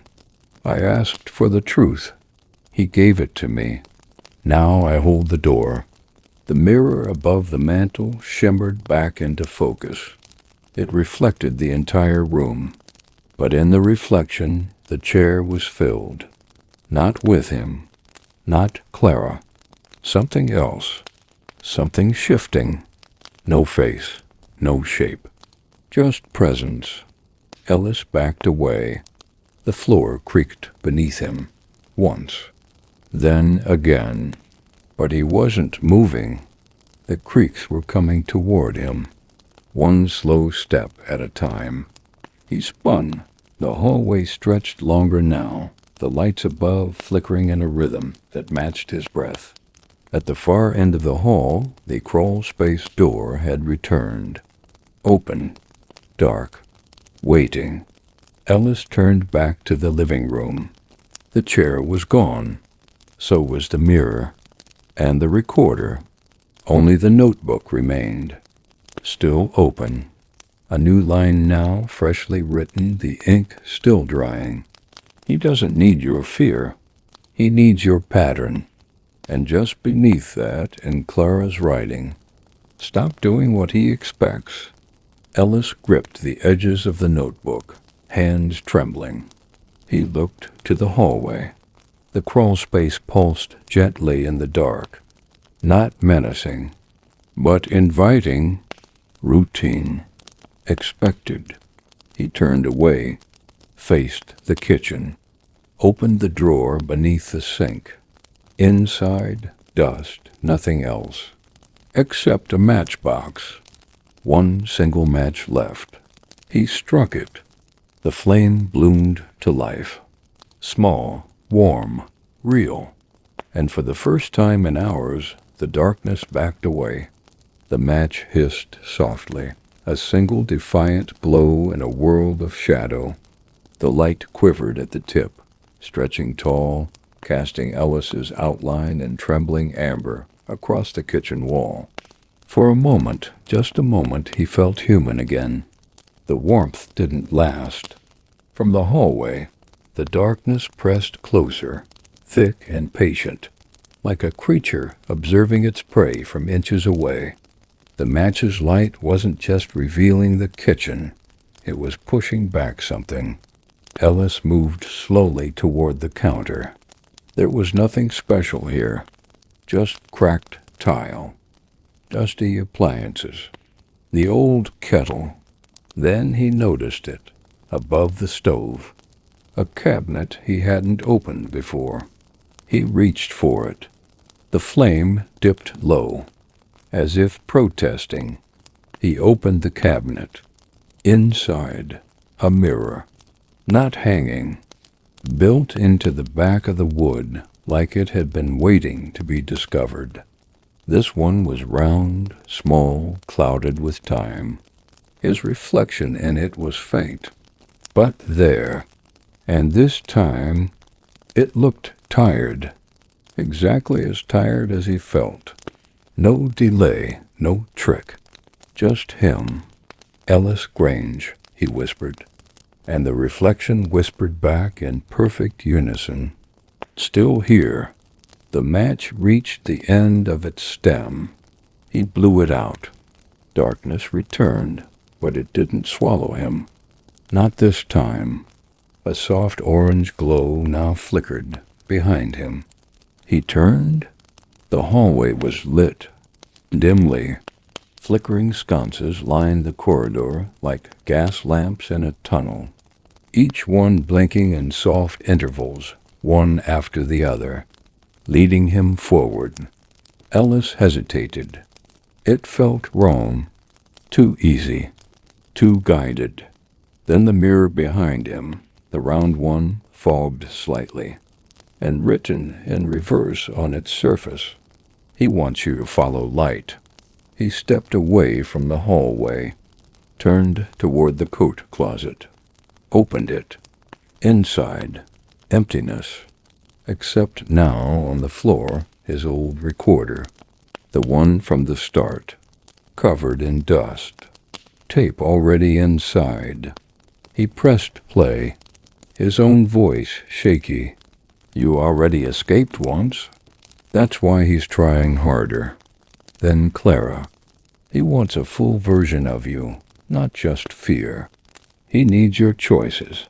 The hallway lights blinked again, this time brighter. An audible hum now filled the apartment, electrical, low, almost like chanting. Ellis turned back to the notebook on the table. It had flipped again. One word written in bold strokes. Opposite. He whispered it out loud, and the entire apartment sighed. Walls creaked. A window somewhere clicked shut. He walked to the hallway, stared down its narrow length, then turned around, went to the bathroom instead, the one room he hadn't entered since arriving. The door opened with a soft groan. Inside, another mirror, and this one reflected someone else entirely. The match hissed softly, a single defiant glow in a world of shadow. The light quivered at the tip, stretching tall, casting Ellis's outline in trembling amber across the kitchen wall. For a moment, just a moment, he felt human again. The warmth didn't last. From the hallway, the darkness pressed closer, thick and patient. like a creature observing its prey from inches away. The match's light wasn't just revealing the kitchen, it was pushing back something. Ellis moved slowly toward the counter. There was nothing special here, just cracked tile, dusty appliances, the old kettle. Then he noticed it, above the stove, a cabinet he hadn't opened before. He reached for it. The flame dipped low, as if protesting. He opened the cabinet. Inside, a mirror, not hanging, built into the back of the wood like it had been waiting to be discovered. This one was round, small, clouded with time. His reflection in it was faint, but there, and this time it looked tired, exactly as tired as he felt. No delay, no trick, just him. Ellis Grange, he whispered, and the reflection whispered back in perfect unison. Still here. The match reached the end of its stem. He blew it out. Darkness returned, but it didn't swallow him. Not this time. A soft orange glow now flickered behind him. He turned. The hallway was lit, dimly. Flickering sconces lined the corridor like gas lamps in a tunnel, each one blinking in soft intervals, one after the other, leading him forward. Ellis hesitated. It felt wrong, too easy, too guided.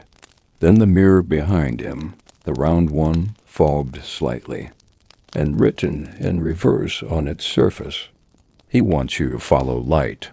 He stepped away from the hallway, turned toward the coat closet, opened it. Inside, emptiness, except now on the floor his old recorder, the one from the start, covered in dust, tape already inside. He pressed play, his own voice shaky. "You already escaped once. That's why he's trying harder." Then Clara. "He wants a full version of you, not just fear. He needs your choices." The hallway lights blinked again, this time brighter. An audible hum now filled the apartment, electrical, low, almost like chanting. Ellis turned back to the notebook on the table. It had flipped again. One word written in bold strokes. Opposite. He whispered it out loud, and the entire apartment sighed. Walls creaked. A window somewhere clicked shut.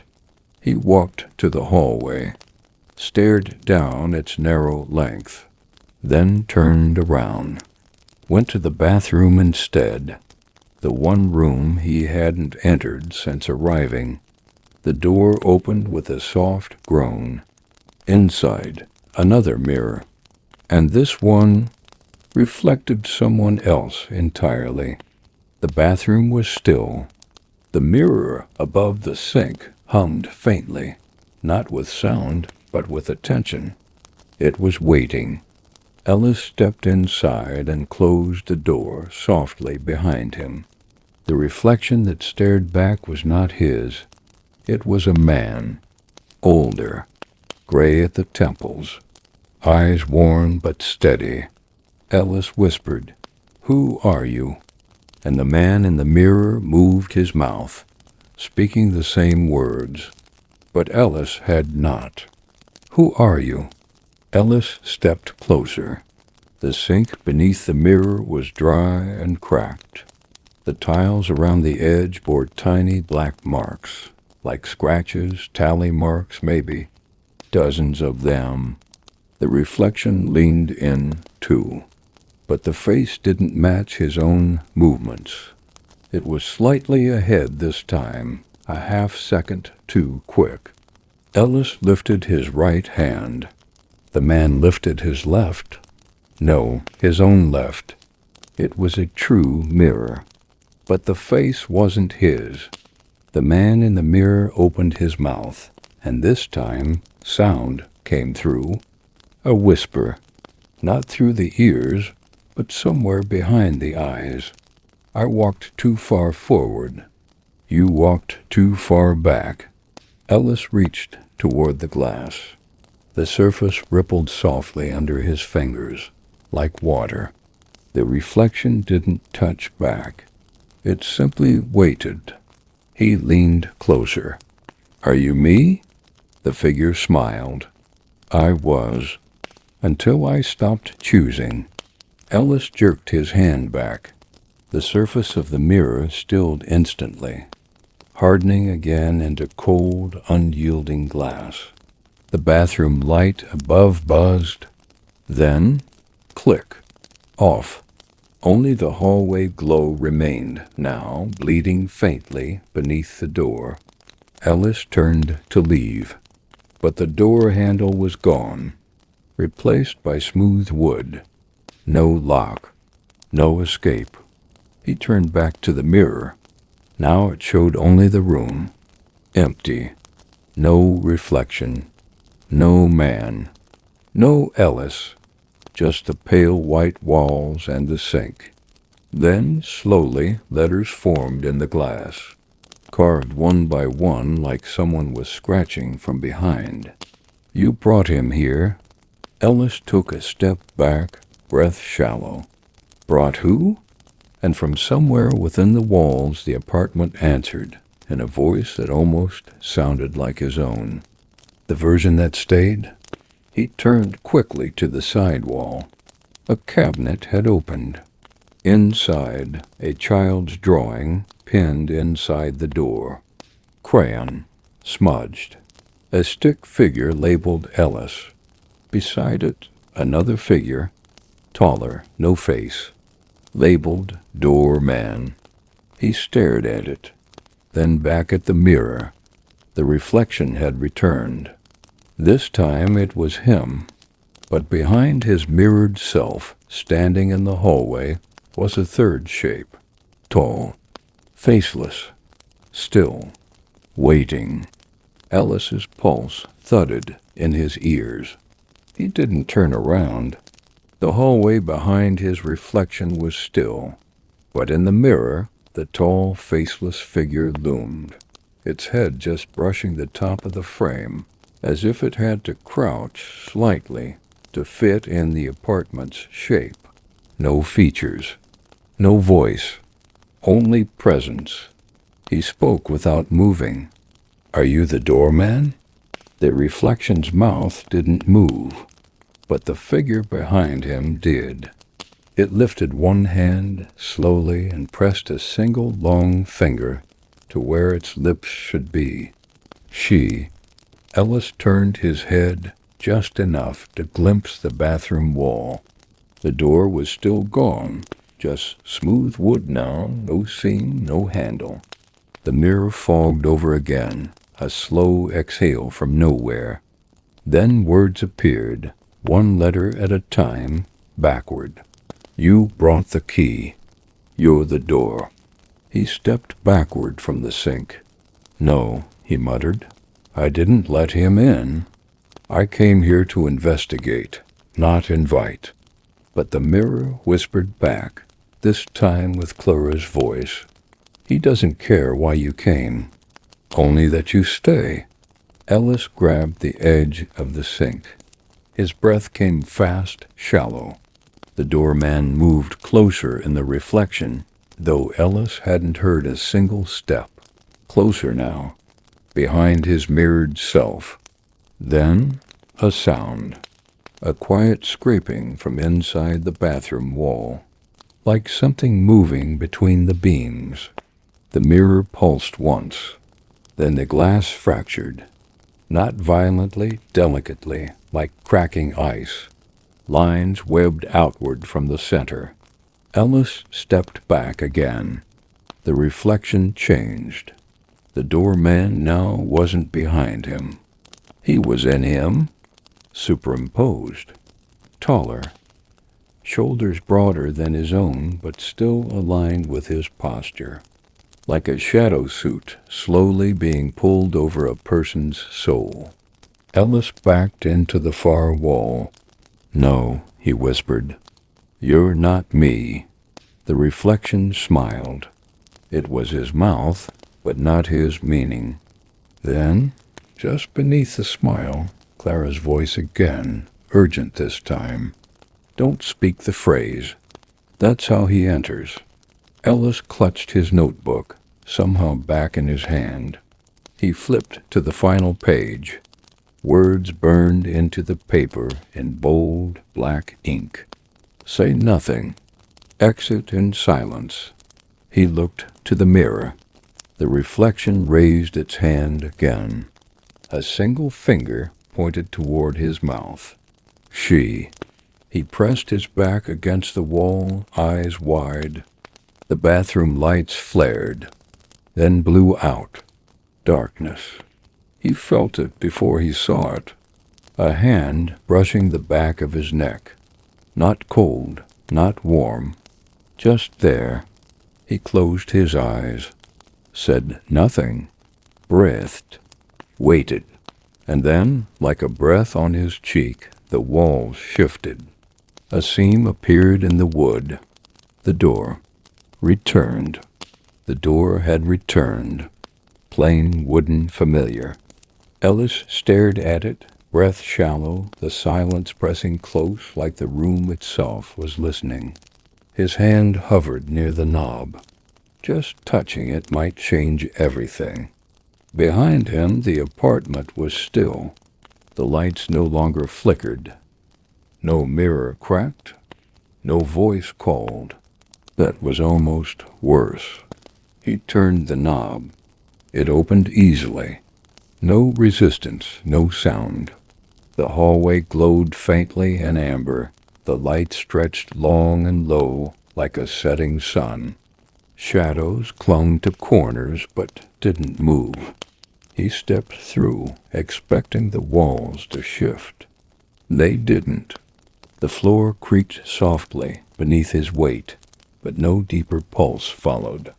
No breath beneath the boards. Just him. The apartment looked untouched, like it had reset. In the kitchen, the counters were bare.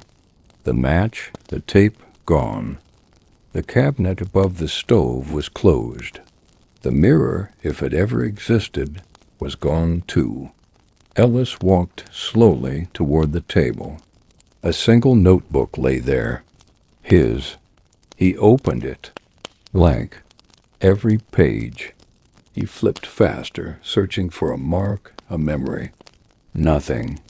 Only the last page held a word, faint, scrawled in charcoal gray. Remember.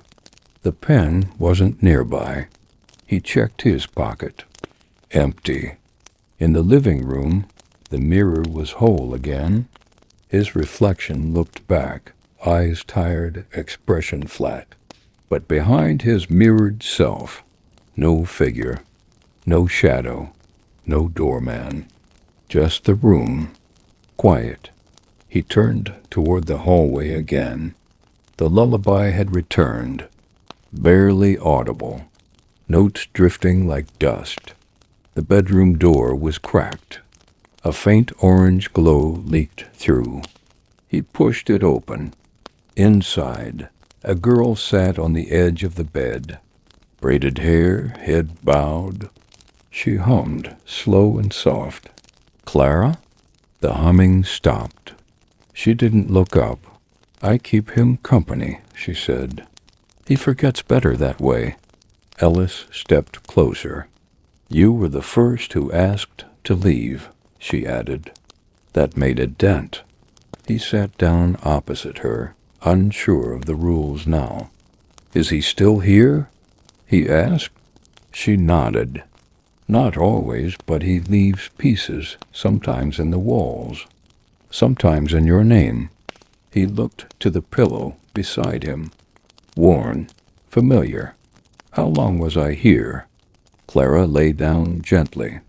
Didn't answer. "Sleep quickly," she whispered. "Before he wakes up inside you?" Ellis closed his eyes and drifted. Ellis woke to the sound of nothing. No music box, no whisper, no hum, just stillness. The air was cool. Pale light seeped through the curtain, cracks like fog, drifting into a dream. He lay on the bed, blinking slowly, listening to the absence. He sat up. The room was quiet and intact. The lamp in the corner glowed dimly, flickering only once before holding steady. The pillow beside him was undented. Clara was gone. Not a crease in the blanket where she'd lain. He stood, carefully. Each movement felt like it might echo through something deeper than the room. He approached the bedroom door, hand on the knob, waiting for the hallway to lurch or lengthen. It didn't. He opened it. The corridor beyond remained narrow, soft-lit, unbending. No mirror waited for him. No whisper scratched at the corners of his hearing. Just the apartment, stiller than he remembered. He walked quietly down the hall. The living room was the same. The same, not safe, not familiar, but unchanged. The mirror above the mantel reflected only him. His reflection matched. No delay, no overlay. Just tired eyes, tousled hair, his own steady breath. In the kitchen, the counter was bare, except for a folded square of paper. He opened it. Clara's handwriting. If it's quiet, it's watching. He turned it over. Nothing on the back. He stared at it for a long time before slipping it into his pocket.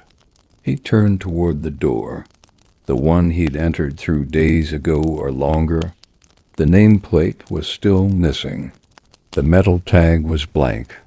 He pressed his hand against it. Cold. Real. But it didn't open. There was no knob. Just a smooth panel. Ellis stepped back, then turned. Instead of the hallway mirror, a new frame hung in its place. A photo of him, sitting on the bed, eyes closed. Same shirt, same pose. He touched it. The frame was warm.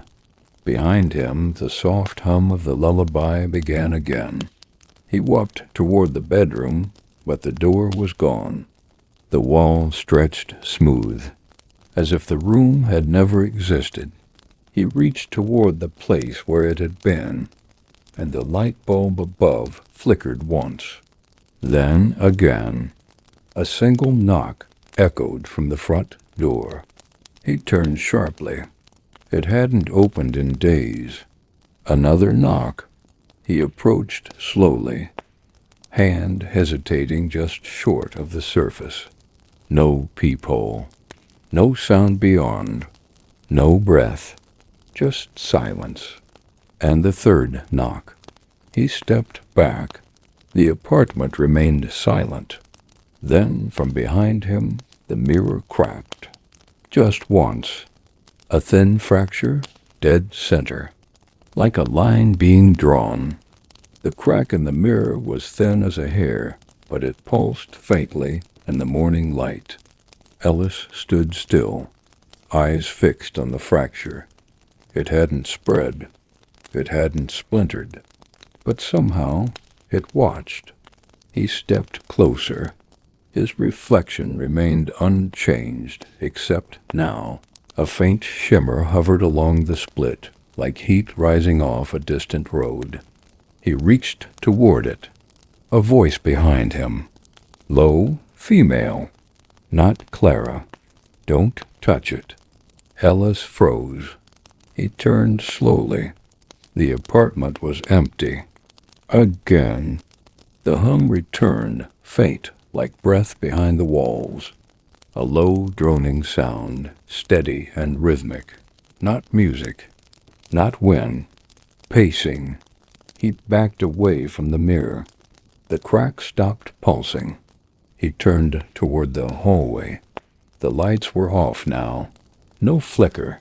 no glow, just a straight, dark line stretching into the unknown. But at the end, a faint red glow, not inviting, not threatening, just present. He moved toward it, each step heavier than the last. The walls began to close in, not physically, but his breath caught. The corridor narrowed in his mind. He reached the end. The red light came from beneath the door to the crawl space. He hadn't seen that door in days. Had it ever left? The knob was black, smooth, warm to the touch. He hesitated, then opened it. Inside, darkness, but in the center of the crawl space, a chair, a small one, child-sized, and on it a recorder, the old kind, bulky, familiar, the tape already in, already spinning. He crouched slowly. The recorder clicked. Clara's voice played, soft and measured. If you're hearing this, he's begun again. A pause. You're not stuck. You're repeating. Ellis reached to stop the tape. It clicked again. His own voice this time. He's not in the rooms. He's in the rhythm. Ellis whispered, "I never left." The recorder stopped. Silence again. Then a new sound. Not from the crawl space. From behind. In the hallway. The same knock. 3 times. But now it came from inside the apartment. He turned slowly. The front door remained closed. No one at the frame. No footsteps. Only the creaking echo of where a knock had been. The mirror behind him let out a soft crack. Another line forming beside the first. Still thin. Still watching. He walked back toward it. His reflection now flickered at the edges, like it was waiting for something. Or someone. He touched the glass gently. Cold, solid. A third crack joined the first 2, completing a small triangle. Within it, his reflection didn't smile. But something else did. Ellis stepped back from the mirror. The triangle of cracks pulsed once faintly, like the glass had taken a breath. His reflection held, but inside the fractured shape, something else was growing. A smudge? No, a shadow. Right where his heart would be. He pressed his hand to his chest. Nothing.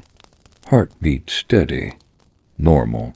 But in the mirror, the dark shape expanded just slightly, like ink dropped in water. He whispered, "Not me." The lights above dimmed, then flared back brighter than before. The apartment, for a brief moment, looked clean, almost peaceful, the hallway empty, the kitchen still, the photos back on the wall. One even had a child in it now, a boy, barely 5. Ellis leaned closer. His own eyes stared back from that boy's face. But he didn't remember this photo, didn't remember that shirt, that haircut, that moment. Underneath the frame, a brass label had appeared. First arrival. The hallway seemed longer again. He turned. At the far end, the bedroom. Its door, once vanished, had returned.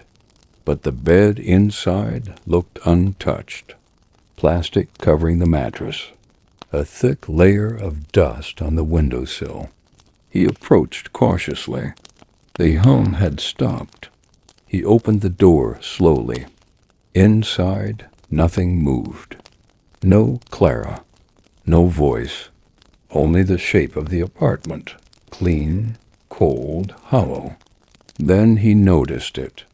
In the center of the bed, the recorder. Same as before.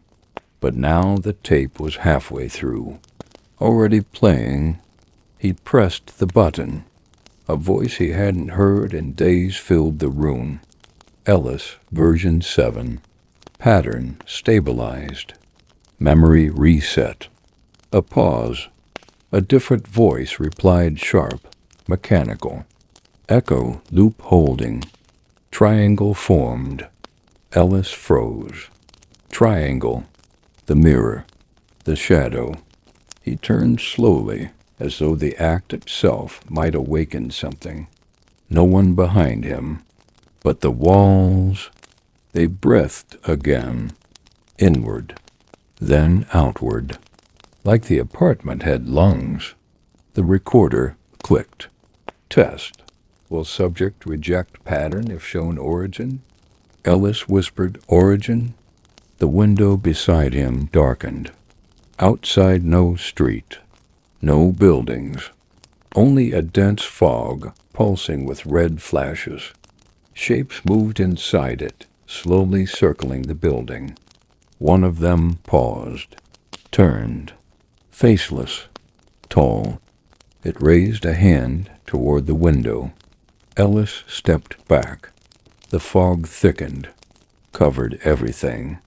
Then, the entire window cracked. A perfect triangle, just like the mirror. He looked down at his hand. A faint red mark now glowed in the center of his palm. Not burning, but alive. A symbol. 3 sharp points. No circle. Only corners. The lights flickered above, then faded to black. Ellis stood in the dark. Not just dimness, but complete, full dark. Even the windows were gone now. He reached toward the one he'd seen just moments ago, but his hand met smooth wall. No curtain, no sill, just cold plaster.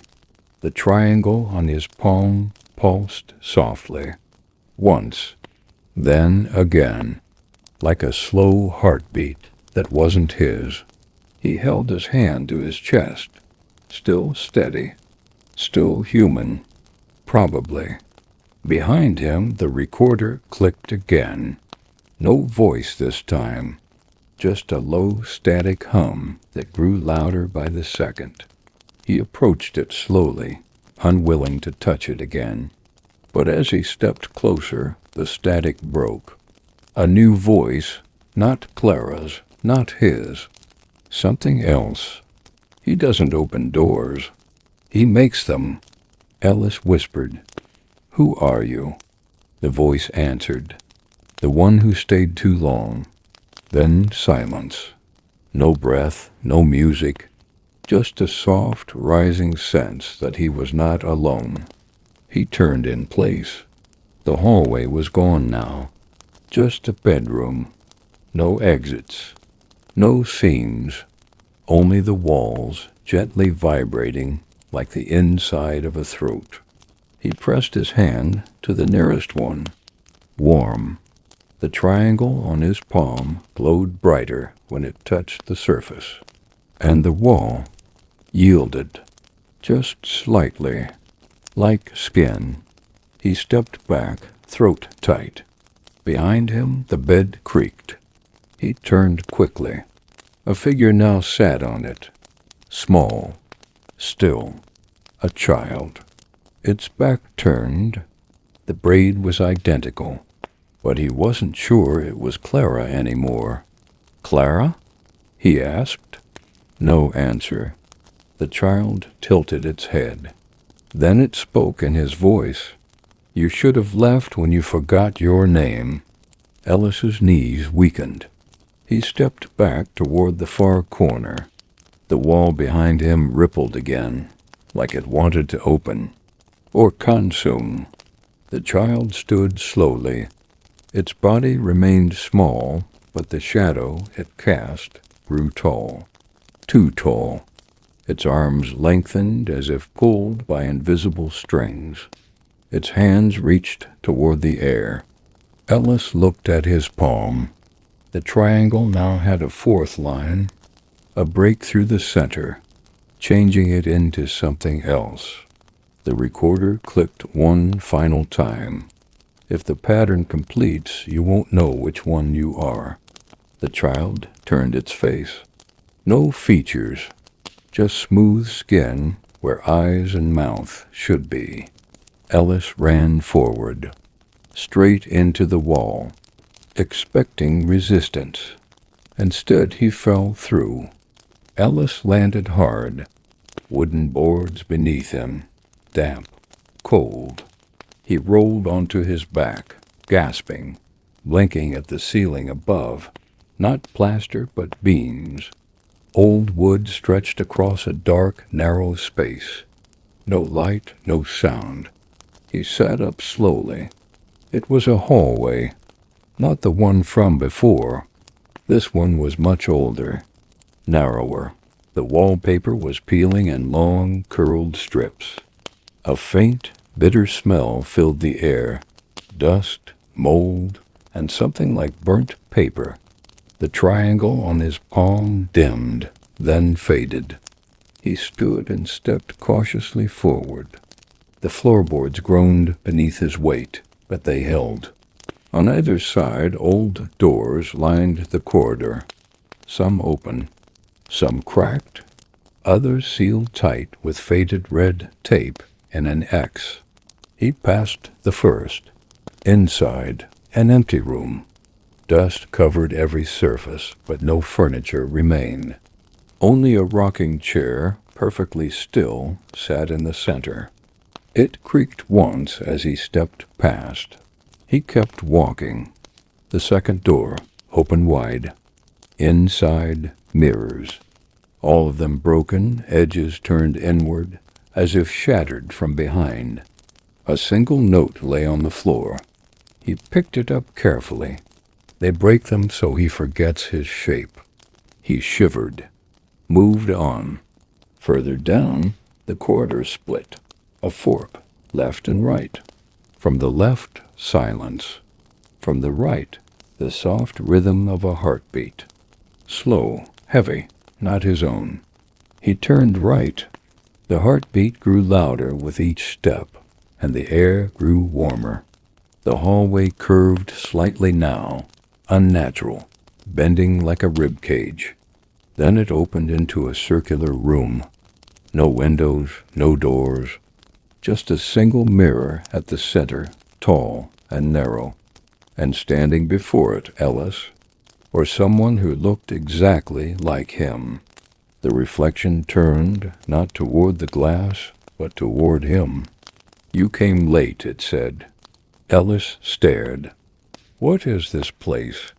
The other him smiled. "Memory, but not yours." The mirror behind the figure shimmered. Inside it he saw not himself, but dozens of versions. Some older, some younger, some broken, some smiling. All of them Ellis. He whispered, "Are you me?" The other one tilted his head. "No, but you will be." The mirror cracked. Only once. A perfect line down the center. And the room shook, not violently, but like it was shifting, rearranging itself. The heartbeat slowed, then stopped, and the lights above, if there were any, began to dim. The other Ellis took a step closer. You can't remember the beginning because he keeps starting you in the middle. Ellis tried to back away, but the walls had changed. Now there was only the mirror, and the version of himself that never blinked. Ellis stood face to face with the version of himself that did not blink. Same posture, same height, same eyes, except those eyes held no flicker, no fear, only stillness, as if the mirror had frozen one part of him and brought it out into the open. He stepped back. The other Ellis stepped forward. The mirror behind him pulsed faintly, each beat rippling outward like a heartbeat reversed. Ellis whispered, "What are you?" The figure smiled. "I'm what's left when you forget to leave." Ellis clenched his fists. "This isn't me." It's another trick. The reflection cocked its head. Is it? Or are you the version that kept waking up in the wrong place each time thinking it was the first? Ellis felt the floor shift slightly beneath his feet, not tilting, rotating. The circular room was spinning, slowly, imperceptibly at first, but gaining momentum. The mirror began to stretch, vertically, not breaking, not cracking, but elongating unnaturally, like it was being pulled by something above and below. The other Ellis didn't move. He simply stared. And then, do you want to remember it all? Ellis hesitated. Behind him, the walls were gone. Only black space remained. He turned in place. The room no longer existed. Only the mirror. And his copy. Yes, Ellis said quietly. I want to know. The figure stepped aside, revealing the full surface of the mirror. Inside it, scenes flashed, quick, quiet, blinking out like dying stars. A door. A hallway. A girl humming. A mirror cracking. A recorder spinning. A nameplate removed. A faceless shape. A triangle. And again. A door.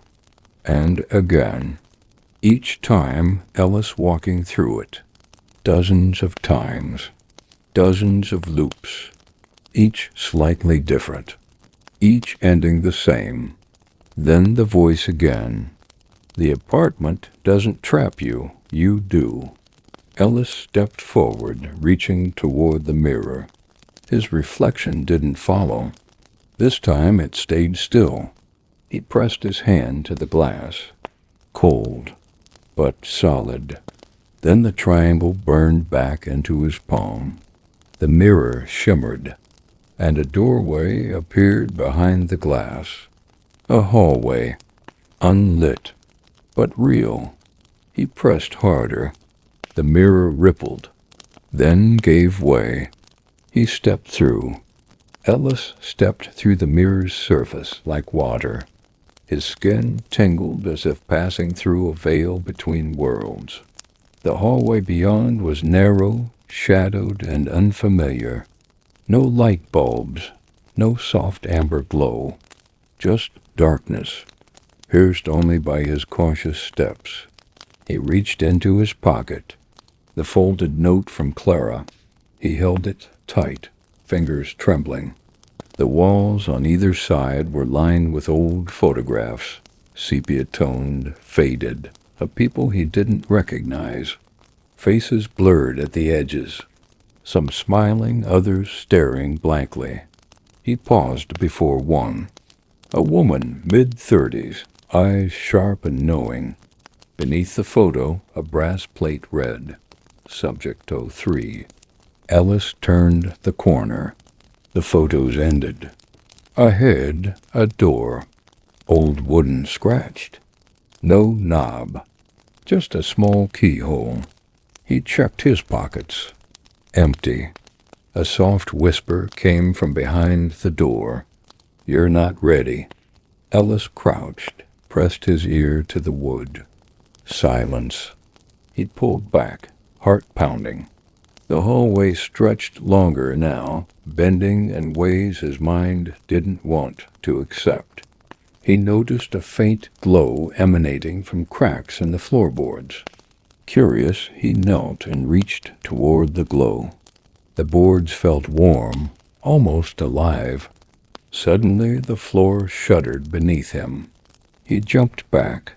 The glow pulsed, brighter, forming shapes, triangles, circles, lines, symbols he couldn't understand. He looked up to see the door ahead slowly creak open. A sliver of light spilled out. He stepped forward. Inside, a room unlike any other.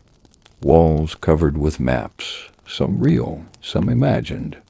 Pinned to them, photos, faces, places. In the center, a desk. On it, an open notebook. Ellis approached, fingers hovering over the pages. Words scrawled across them in frantic, looping handwriting. The pattern breaks only when the key returns. He looked around, searching. Then from behind, a soft voice. "You must find it." He spun. No one. Just a shadow flickering near the ceiling. The door slammed shut. Darkness swallowed him whole. Darkness closed in around Ellis like a thick velvet curtain, muffling every sound but his breath. The sudden slam of the door still echoed in his ears as he strained to pierce the blackness. His fingers brushed the cold wood of the desk, the grain rough beneath his skin. The scattered papers on the surface whispered secrets only half remembered. His eyes adjusted, catching faint glimmers edges of the maps glinting in the minimal light, seeping through cracks near the ceiling. Shapes, lines, and coordinates formed tangled patterns, like the threads of a vast web stretching far beyond this room. Ellis reached out, tracing a path on the largest map. It depicted a city, not one he recognized, but the details felt intimate, like a shadow of somewhere he had been before. Streets twisted impossibly, folding back on themselves. The name of the city was smeared, ink faded to illegibility. The notebook's pages rustled softly as a cold draft swept the room. His fingers paused over a passage written in a hurried scrawl. He watches beyond the walls. "The key is the door you never opened." The phrase tugged at a memory something buried deep, like a forgotten song's refrain. Ellis swallowed hard. He had to find the key. A sudden click drew his attention. The door he thought was locked was now ajar, revealing a narrow passageway, coated in dust and shadows. He hesitated only a moment before stepping through. The corridor smelled of mildew and forgotten time. Walls pressed close, lined with peeling wallpaper, faded into patterns that seemed to shift when viewed out of the corner of the eye. His footsteps echoed hollow and rhythmic, a steady heartbeat in the stillness. At the end of the hall, a faint light glowed dim but steady. As he approached, he noticed a small box resting on a cracked pedestal. The box was old, carved with intricate designs that writhed like serpents in the flickering light. Ellis reached out cautiously and lifted the lid. Inside lay a single key, cold metal, smooth to the touch, yet strangely warm in his palm. Engraved on its bow was the same triangle that had burned onto his palm. A shiver ran down his spine. Suddenly the humming returned, soft at first, then swelling into a lullaby that filled the corridor, wrapping around him like a gentle tide. He looked back toward the door. The path behind him was now sealed solid. No escape, only forward. Ellis gripped the key tighter. A whisper, barely audible, brushed past his ear. "Use it wisely. The door will open once, but only once." With resolve burning low but steady, Ellis turned toward the only door in sight, the one glowing faintly ahead. He stepped forward. The key's warmth pulsed through his fingers. He reached out. Ellis's fingers trembled as they closed around the doorknob, cold metal beneath his touch. The triangle engraved on the key pulsed softly in his palm, as if alive, a heartbeat synchronized with his own. He took a steadying breath, feeling the weight of every unanswered question pressing on him, and turned the key slowly in the lock. A low click echoed through the silent corridor, the sound deep and final. The door creaked open, revealing a room bathed in an eerie, flickering light. The walls seemed to breathe, shifting in and out of focus like heat waves on a summer's day. Dust motes danced lazily in the air, caught in the shifting glow. Inside, the room was bare, but for a single chair in the center, facing an antique mirror framed in dark wood. The glass was fogged and cracked, but behind the imperfections, Ellis could see a faint silhouette, an indistinct shape moving slowly. He stepped forward, heart pounding, and sat in the chair. The air grew heavy, the temperature dropping as the mirror's surface rippled like water. The silhouette sharpened, resolving into a familiar face, his own. But the reflection was different. Eyes cold and unblinking, lips curled into a faint, knowing smile. Ellis's voice caught in his throat. "Who are you?" The reflection tilted its head, lips parting in a whisper that barely reached his ears. "You are the question. I am the answer you refuse to see."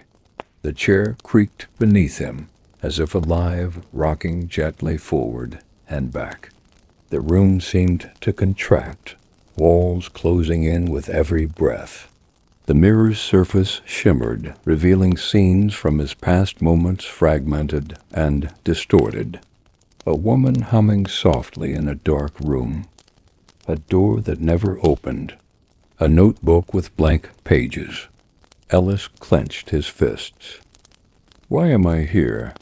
What is this place?" The reflection's smile deepened. "You are here because you forgot. Because you left before the story ended." Suddenly, the mirror cracked again. The fissure spread rapidly, spider webbing across the glass until it shattered entirely, fragments floating like leaves in a slow current. Ellis felt himself falling backward, the chair disappearing beneath him. Darkness enveloped him, and then a voice. "Remember." A pulse of light. A jolt. He opened his eyes. Back in the apartment hallway. The front door was wide open. Fresh air spilled in. Sunlight warmed his face. He was free. Or was he? Ellis stood in the sunlight, spilling through the open front door. The air smelled of fresh rain and pavement. The apartment behind him looked ordinary now. No shadows stretched. No whispers lingered. It was just a building, quiet and still. He blinked against the brightness, feeling the warmth seep into his skin. His palm tingled where the triangle mark had burned but now faded to a faint scar. Behind him, the door slowly creaked shut on its own, clicking softly as it latched. He turned to watch it close, half expecting another illusion, another loop. But the hallway remained empty. No mirrors fractured. No faces watched from the glass. Just silence. Ellis took a deep breath, stepping outside. The city greeted him with muted sounds, distant traffic, birdsong, footsteps on pavement. He pulled his coat tighter, feeling grounded in a way he hadn't since he'd first arrived. As he walked, fragments of the apartment flickered in his mind. Clara's voice, the crack in the mirror, the endless loops. But now they felt like memories of a dream dissolving at dawn. A sudden chill swept past. Ellis paused, scanning the street. A woman passed by, glancing at him with a faint smile. Her eyes held a strange familiarity. He frowned. The triangle mark burned lightly again, just beneath his wrist. He glanced down. No scar. No mark. Only skin. He exhaled. Free. Or maybe some part of him knew this wasn't the end. That the apartment still waited. Somewhere. For the next visitor. The next lost soul. Ellis smiled softly, a whisper on the wind. Until next time. He turned and walked away. The city embraced him in its noise and light, and behind him the apartment sat quietly, holding its secrets, waiting